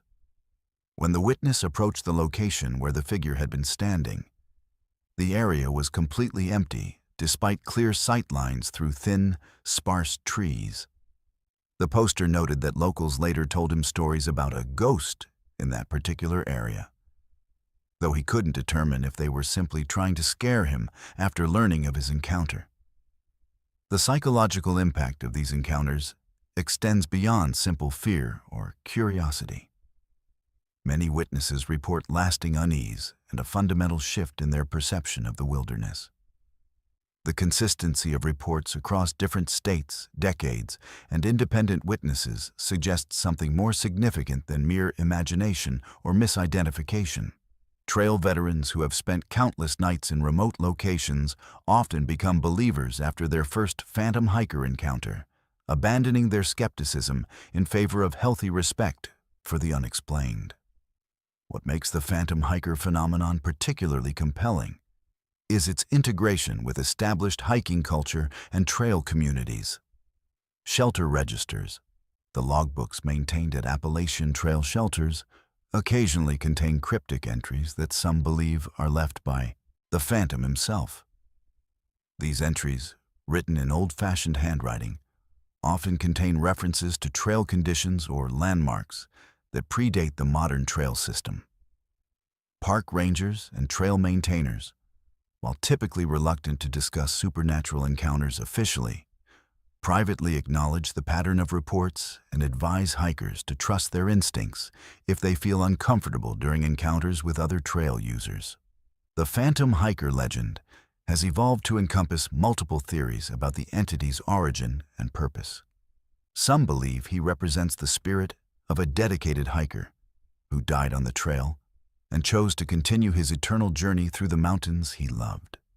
Others suggest he may be the ghost of an early trail pioneer, perhaps someone involved in the original construction or mapping of the Appalachian Trail system. More ominous theories propose that he serves as a harbinger or warning, appearing before accidents or dangerous weather conditions threaten other hikers. Scientific skeptics attempt to explain the phenomenon through various rational means. Fatigue-induced hallucinations, misidentification of other hikers in poor lighting conditions, or the psychological effects of isolation and suggestion. However, these explanations struggle to account for the specific details consistently reported across different encounters. The daylight sightings in clear conditions, and the immediate vanishing that multiple witnesses have documented. The cultural significance of the phantom hiker extends beyond simple ghost stories into the realm of trail folklore and hiking tradition. Experienced thru-hikers often share phantom encounters as part of initiation rituals for newcomers. But the reverent tone of these tellings suggests genuine belief rather than mere entertainment. The phenomenon has become woven into the social fabric of long-distance hiking culture, serving as both warning and wonder. A reminder that the wilderness holds mysteries that transcend our understanding. Trail journals and hiking blogs contain hundreds of references to the phantom hiker, often mentioned in passing as if his existence is an accepted part of trail reality. Some hikers actively seek encounters with the mysterious figure, camping in known sighting areas or hiking during the preferred twilight hours when he's most commonly seen. However, the phantom appears to maintain his own agenda, showing himself to unsuspecting witnesses while eluding those who actively pursue him. The phenomenon raises profound questions about the nature of the Appalachian Trail itself and its relationship with those who traverse its length. As America's longest hiking-only footpath, the trail represents more than mere recreation. It serves as a pilgrimage route, a means of spiritual connection with the natural world, and a test of human endurance and determination. In this context, the phantom hiker may represent the culmination of that spiritual journey, a guardian spirit of the trail who embodies the eternal quest for connection with the wilderness. Environmental factors may contribute to the frequency and intensity of phantom hiker encounters. The Appalachian Mountains are among the oldest on Earth. Their ancient ridges and hidden valleys steeped in geological and cultural history that spans millennia. The combination of elevation changes, weather patterns, and natural electromagnetic fields may create conditions conducive to paranormal phenomena or heightened perception. The isolation and sensory deprivation experienced by long-distance hikers might also enhance their sensitivity to subtle environmental cues or spiritual presences. Modern documentation efforts have attempted to map phantom hiker sightings, identifying potential patterns in location, timing, and environmental conditions. These studies reveal clustering around certain trail sections, particularly in areas with historical significance or where fatal accidents have occurred. However, the data remains incomplete due to underreporting. Many witnesses choose not to share their experiences publicly, fearing ridicule or disbelief from the hiking community. The legend continues to evolve with each new generation of hikers who encounter the mysterious figure. Social media platforms provide new venues for sharing experiences and comparing details. While GPS technology allows for precise location documentation that was impossible in earlier decades. Yet despite technological advances, the phantom hiker maintains his mystery, appearing and vanishing according to his own inexplicable schedule. For those who hike the Appalachian Trail, the phantom hiker represents both the ultimate trail companion and the embodiment of the wilderness's essential mystery. He reminds us that despite our maps, GPS devices, and weather forecasts, the mountains retain secrets that cannot be cataloged or explained. In the gathering dusk, when shadows stretch long across ancient ridges and mist rises from hidden valleys, the phantom hiker continues his eternal journey, a guardian of the trail's deepest mysteries, and a reminder that some questions are more important than their answers. Whether you encounter him yourself or simply hear his story whispered around shelter campfires, the phantom hiker remains one of the Appalachian Trail's most enduring and unsettling legends. Proof that even in our modern, connected world, the wilderness still holds the power to humble us with wonder and fear. Let's move to our 10th story. The ancient terror known as the Dragon of the Lower Mahantango, a serpentine demon that haunted the fertile valleys along Pennsylvania's Susquehanna River long before European settlers ever set foot in the New World. This creature represents one of the oldest and most deeply rooted legends in Pennsylvania folklore, a story that bridges Native American oral tradition, colonial-era accounts, and modern encounters that continue to perplex investigators and local residents alike. The Lower Mahantango region, encompassing the watersheds of Mahantango Creek and its tributaries in what is now Snyder and Northumberland counties, Pennsylvania, was once considered sacred ground by the Lenape, Delaware people. The very name Mahantongo derives from the Delaware word Mahantongo, meaning where we had plenty to eat, a testament to the region's abundant wildlife, fertile soil, and crystal-clear streams that provided sustenance for generations. Yet beneath this pastoral abundance lurked something far more sinister. A creature so terrible that it would become embedded in the collective memory of multiple Native American tribes and eventually find its way into the darkest corners of Pennsylvania mountain folklore. According to the most ancient versions of the legend, preserved in Delaware oral tradition and later recorded by early ethnographers, the dragon of the lower Mahantongo was no ordinary serpent.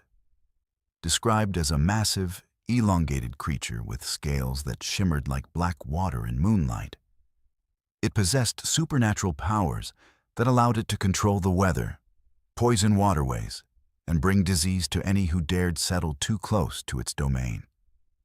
The creature was said to be as long as 10 canoes placed end to end, with eyes that glowed like embers and breath that could wither crops and sicken livestock from great distances. The dragon's presence was first documented in the rich vales bordering the Susquehanna River, where Native American communities had thrived for centuries. These settlements, strategically located along fertile floodplains and near abundant fishing grounds, represented some of the most prosperous indigenous communities in the region. Yet according to tribal accounts, this prosperity came at a terrible price. The constant threat of the great serpent that persisted in annoying the good Indians who resided in the rich vales. The creature's method of terrorizing local populations was as insidious as it was effective. Rather than launching direct attacks, the dragon employed psychological warfare and environmental manipulation. Witnesses described how the beast would emerge from deep pools in Mahantongo Creek during the darkest nights, its massive coils creating ripples that could be heard from miles away. The creature would then release a toxic miasma that would drift across sleeping villages, causing nightmares, fever, and unexplained illnesses that could last for weeks. One of the most detailed accounts of the dragon's activities comes from Chief Tammany's nephew, whose story was preserved by early Moravian missionaries. According to this testimony, the dragon possessed the ability to assume different forms, sometimes appearing as a massive water snake, other times manifesting as a dragon-like creature with rudimentary wings formed from extended ribs and membrane. Similar to the anatomical adaptations observed in other cryptid encounters throughout Appalachia, this shape-shifting ability made the creature nearly impossible to track or confront directly, as hunters never knew whether they were pursuing a terrestrial or aquatic entity. The psychological impact on Native American communities was profound and lasting. Entire villages would relocate when the dragon's presence became too oppressive, abandoning prime agricultural land and established trade routes rather than continue living under the creature's shadow. Shamans and medicine men attempted various rituals to drive away the beast, but these efforts seemed only to anger it further, resulting in more frequent and violent manifestations.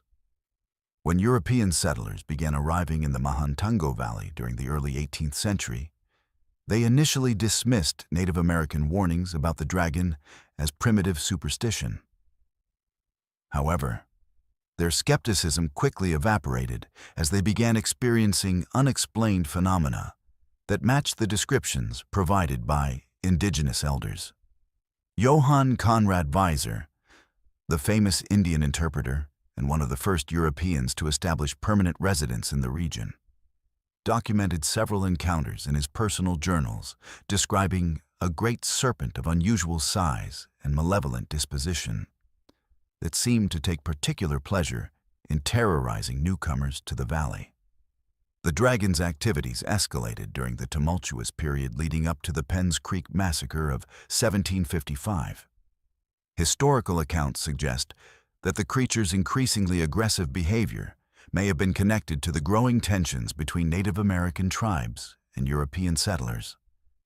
In the months preceding the massacre, numerous settlers reported seeing a massive serpentine shape moving through the waters of Mahantango Creek, accompanied by an overwhelming stench of decay and sulfur that would linger for days after each sighting.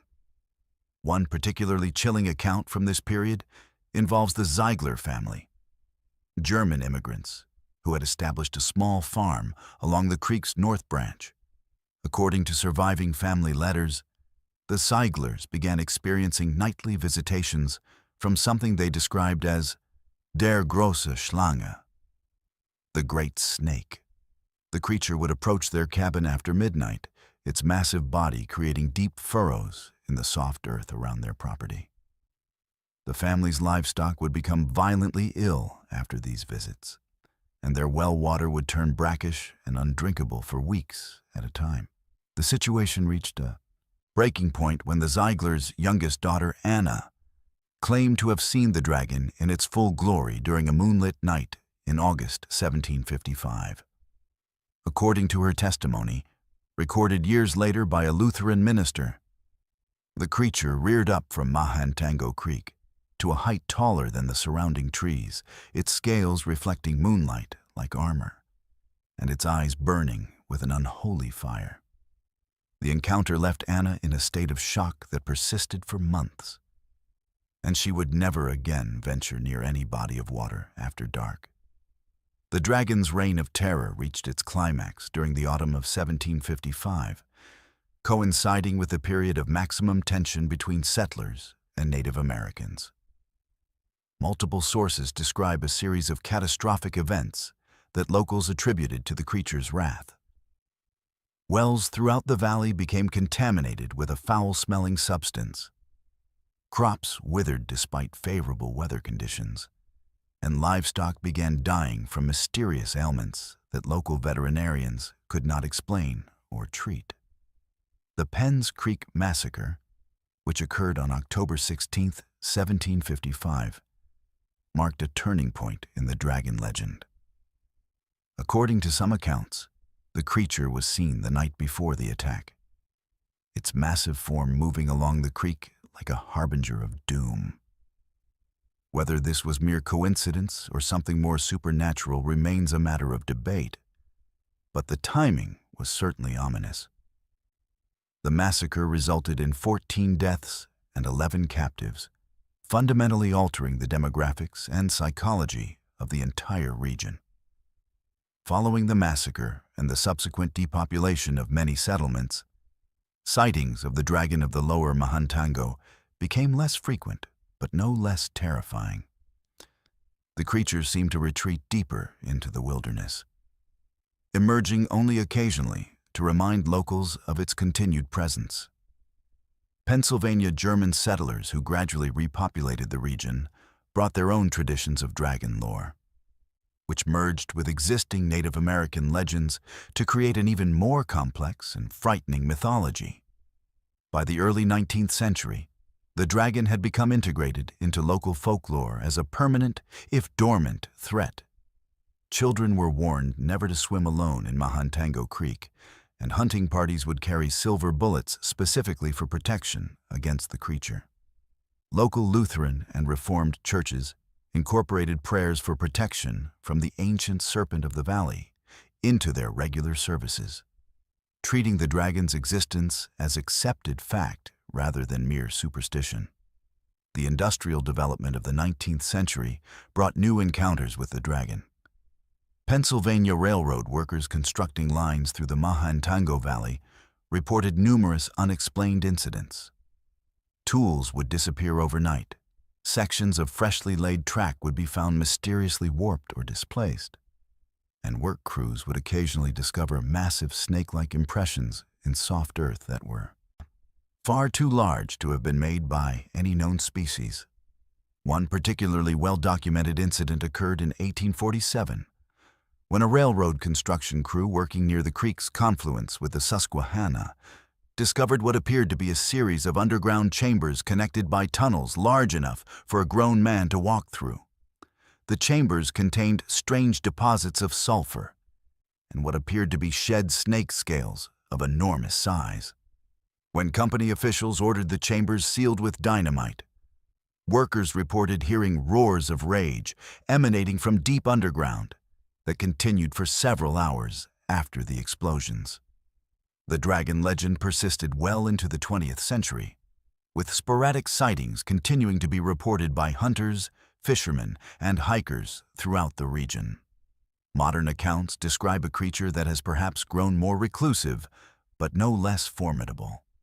Pennsylvania Game Commission records from the 1950s and 1960s contain several reports of unusually large snake-like animals observed in the Mothman watershed, though officials consistently attributed these sightings to misidentified timber rattlesnakes or released pet pythons. Contemporary encounters with the dragon of the lower Mothman often involve environmental anomalies that echo the historical accounts. Hikers report suddenly encountering areas where the air becomes thick and difficult to breathe, often accompanied by a strong sulfurous odor that seems to have no identifiable source. Local trout streams, which normally maintain consistent temperatures, occasionally experience sudden warming that kills fish in large numbers. Events that state environmental officials have never been able to adequately explain. Modern cryptozoologists and paranormal investigators who have studied the dragon legend point to several factors that lend credibility to the accounts. The consistency of descriptions across different time periods and cultural groups, the specific geographical focus of the sightings, and the detailed environmental effects described by witnesses all suggest something more than mere folklore or mass hysteria. The dragon of the lower Mothman represents something deeper than a simple monster story. It embodies the complex relationship between human settlement and the wild, untamed forces of the natural world. In a region where Native American spirituality, European folk traditions, and frontier pragmatism converged, the dragon legend serves as a powerful reminder that some aspects of the natural world remain beyond human understanding or control. Today, as development continues to encroach upon the Mothman watershed and climate change alters the region's ecological balance, some locals wonder whether disturbing the dragon's ancient domain might awaken forces that have slumbered for generations. Whether the dragon of the lower Mothman represents a physical creature, a spiritual entity, or something else entirely, its legend continues to serve as a cautionary tale about the consequences of ignoring the deeper mysteries that lie beneath Pennsylvania's deceptively peaceful mountain landscapes. For those brave enough to explore the valleys where Mothman Creek winds through ancient forests and forgotten settlements, the dragon's presence can still be felt in the sudden chill that descends without warning. The inexplicable sense of being watched from the depths of dark pools, and the knowledge that some secrets of the Pennsylvania mountains are older and more terrible than anything European settlers ever imagined. Let's move to our 11th and last story.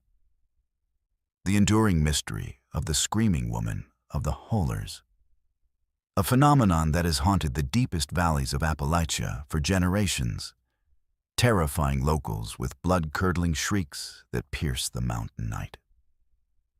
Unlike the legendary creatures and historical hauntings we've explored, this is a contemporary horror, an ongoing pattern of unexplained screams echoing through remote hollows that defies rational explanation and continues to traumatize residents across multiple states, from Virginia to North Carolina to Kentucky. The phenomenon is as widespread as it is disturbing. Across the Appalachian region, residents in isolated communities report the same terrifying experience. Nighttime screams that sound unmistakably human, always female, filled with such anguish and terror that they freeze the blood of anyone who hears them. These are not the brief cries of animals or the distant sounds of domestic disputes, but prolonged, agonized shrieks that echo through the valleys with an otherworldly quality that seems to amplify and distort as it bounces off ridge walls and through the dense forest canopy. One of the most disturbing aspects of these encounters is their consistency across different geographic locations and time periods. In Scott County, Virginia, residents describe a pattern that became particularly intense during the late 1990s and early 2000s. Local families reported hearing what they described as a woman screaming like she was being murdered. Sounds so distinctive and terrifying that multiple households would simultaneously call local authorities, convinced they were witnessing an actual crime in progress. When police and search teams investigated these reports, they invariably found nothing. No evidence of violence, no signs of struggle, and most disturbingly, no logical source for the screams. The psychological impact on communities experiencing these phenomena is profound and lasting. One Scott County resident recalled how their grandmother heard the screams one night and was so shaken by the experience that she refused to go outside after dark for weeks afterward. Another family described hearing the screaming while getting alcohol poisoning in a farmer's back 40. Even in their intoxicated state, the sound was so unnatural and disturbing that it sobered them instantly and sent them fleeing back to civilization. What makes these screams particularly unsettling is their acoustic properties. Witnesses consistently describe how the sound seems to echo and reverberate through the hollows in ways that natural sound shouldn't, creating an effect that one resident described as like screaming in a concert venue. The screams appear to have an almost supernatural ability to carry vast distances, with families separated by miles of mountain terrain reporting identical sounds occurring simultaneously. This acoustic phenomenon has never been adequately explained by sound engineers or acoustic specialists who have studied the reports. The High Knob Mountain area near Scott County became such a hotbed of screaming incidents that residents finally demanded answers from local wildlife authorities. The game warden's response was cryptic and unsatisfying. He stated that he couldn't confirm nor deny that mountain lions had been released into the wild on the High Knob Mountain. This non-answer only fueled more speculation and fear among locals, who pointed out that mountain lions, while known for their distinctive vocalizations, don't produce the specific type of prolonged, human-like screaming they were experiencing. Modern technology has captured some of these unexplained vocalizations, creating audio evidence that defies easy categorization. Hikers and campers throughout Appalachia have recorded sounds that professional wildlife experts cannot identify. One particularly haunting recording captures what sounds like a combination of human screaming with animalistic fury. A sound so disturbing that even hardened investigators admit it makes their skin crawl. The recordings often capture not just the screams themselves, but the eerie silence that follows. A complete absence of normal forest sounds, as if every living creature in the area has been frightened into absolute stillness. The phenomenon extends beyond simple vocalizations to include what researchers term lure screaming, instances where the cries seem deliberately designed to draw people deeper into dangerous terrain. Local folklore and safety guidelines specifically warn against investigating screams in the woods, with experienced mountain residents teaching their children a fundamental rule. If you hear screaming in the woods, ignore it and don't go towards the direction of the screams to try and help. That is something trying to lure you further into the forest. This warning takes on additional weight when considered alongside documented cases of people who have disappeared after investigating such sounds. While no direct causal relationship has been established, the timing and circumstances of some disappearances align disturbingly with reports of unexplained screaming in the same areas. Search and rescue teams have noted that missing person cases in certain Appalachian regions often involve individuals who were last seen heading toward areas where other hikers reported hearing distressing vocalizations. The Great Smoky Mountains National Park has been a particular focus for these phenomena, with multiple documented incidents involving hikers and campers. One of the most famous cases involves Harold Key, who was having a family picnic when he heard what he later described as a scream that was enormous and sickening and fundamentally wrong.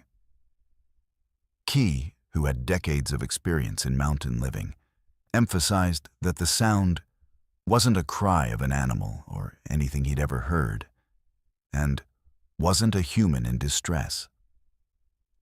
The timing of this incident, occurring shortly after the disappearance of Dennis Martin, a 6-year-old boy who vanished in the park, has led some researchers to theorize connections between the screaming phenomena and missing person cases. Scientific attempts to explain the screaming have produced various theories, none of which fully account for all reported characteristics.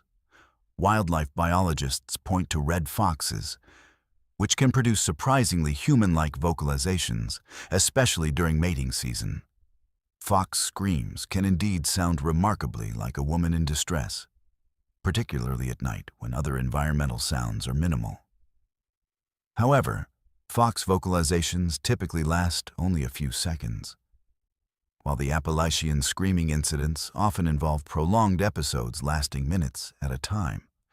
Mountain lions represent another proposed explanation, though their presence in Appalachia remains highly disputed among wildlife authorities. While confirmed mountain lion populations don't exist in most of the region, occasional individual animals may wander through from western habitats. Mountain lion screams can indeed sound human-like and are notoriously chilling. But again, the vocalizations don't match the specific characteristics reported by witnesses, particularly the prolonged duration and the specific acoustic properties described. More disturbing are the reports that include visual components alongside the screaming. Some witnesses describe seeing shadowy figures in connection with the sounds, shapes that appear human but move in ways that suggest something else entirely. These sightings typically occur at the periphery of vision and in poor lighting conditions, making positive identification impossible. But the consistency of descriptions across different incidents and locations suggests a pattern that goes beyond simple misidentification. The cultural impact of the screaming woman phenomenon extends deep into Appalachian folklore and daily life. Children grow up learning to distinguish between different types of nighttime sounds, with particular attention paid to identifying screams that might indicate genuine human distress versus those that experienced locals recognize as something else entirely. This traditional knowledge represents generations of accumulated wisdom about surviving in mountain environments, where the line between natural and supernatural threats remains deliberately blurred. Reddit forums and online communities dedicated to Appalachian mysteries contain hundreds of first-hand accounts from individuals who have encountered the screaming phenomenon. These reports show remarkable consistency in describing not just the sounds themselves, but the emotional and physical responses they provoke. Witnesses consistently report immediate and overwhelming fear responses, often describing how the screams trigger fight-or-flight reactions so intense that even rational, skeptical individuals find themselves fleeing without conscious thought. One particularly detailed account describes how the witness initially thought they were hearing just wind going through the trees, but quickly realized they were listening to a gut-wrenching male screaming. This description highlights another disturbing aspect of the phenomenon. While most reports describe female-sounding screams, some incidents involve what appear to be male voices in equally extreme distress. The gender variation suggests either multiple sources for the phenomena or something capable of producing different vocal characteristics. The temporal patterns of the screaming add another layer of mystery.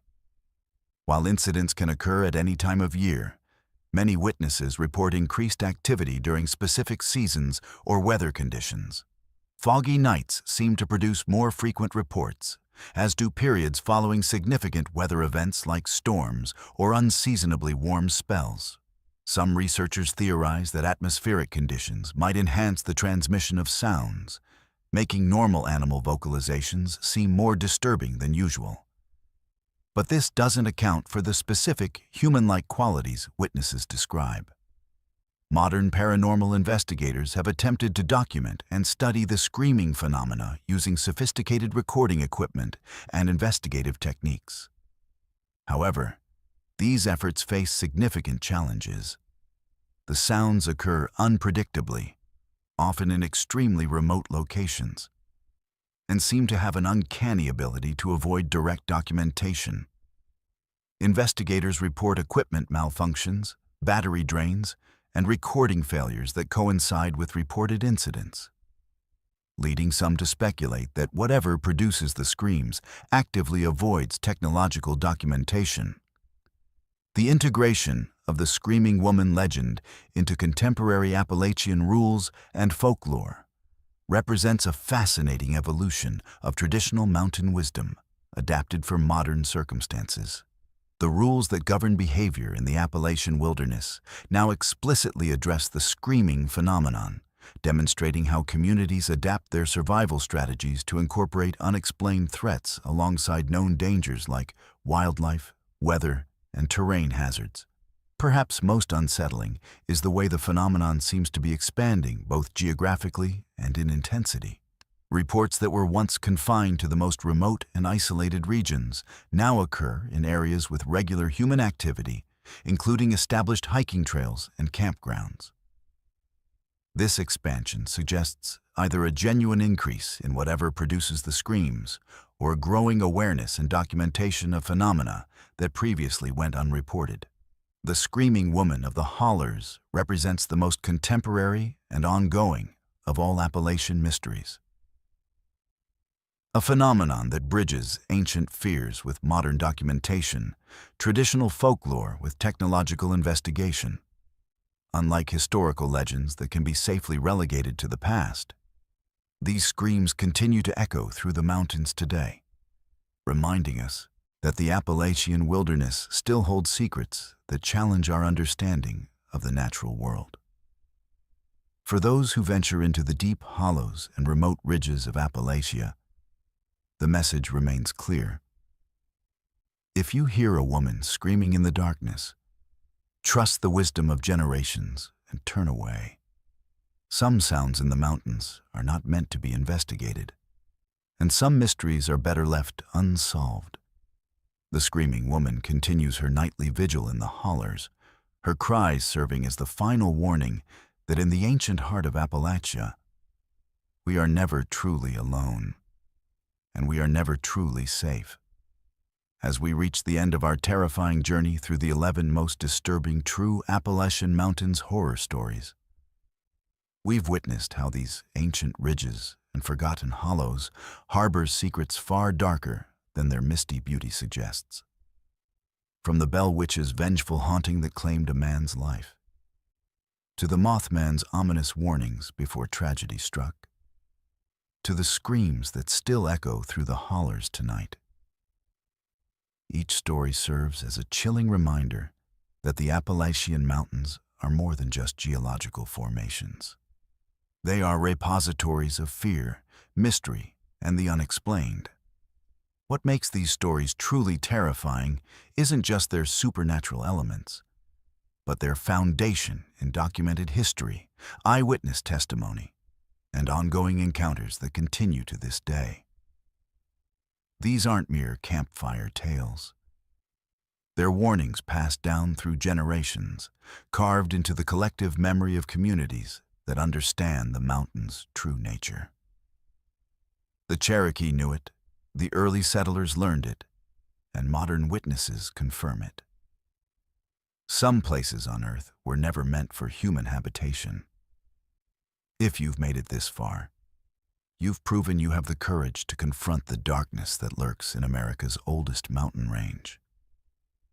But remember, knowledge comes with responsibility. These stories aren't just entertainment. They're survival guides for anyone brave enough to venture into the deep woods and forgotten valleys where civilization fades and ancient terrors still roam. Verified fears will continue to uncover the documented horrors that official sources prefer to ignore. Subscribe now, because the truth is always more terrifying than fiction. And in the Appalachian Mountains, the truth has been screaming in the darkness for centuries, waiting for someone bold enough to listen. Sweet dreams. And remember, when you hear something calling your name in the mountain fog, sometimes the wisest choice is to pretend you never heard it at all.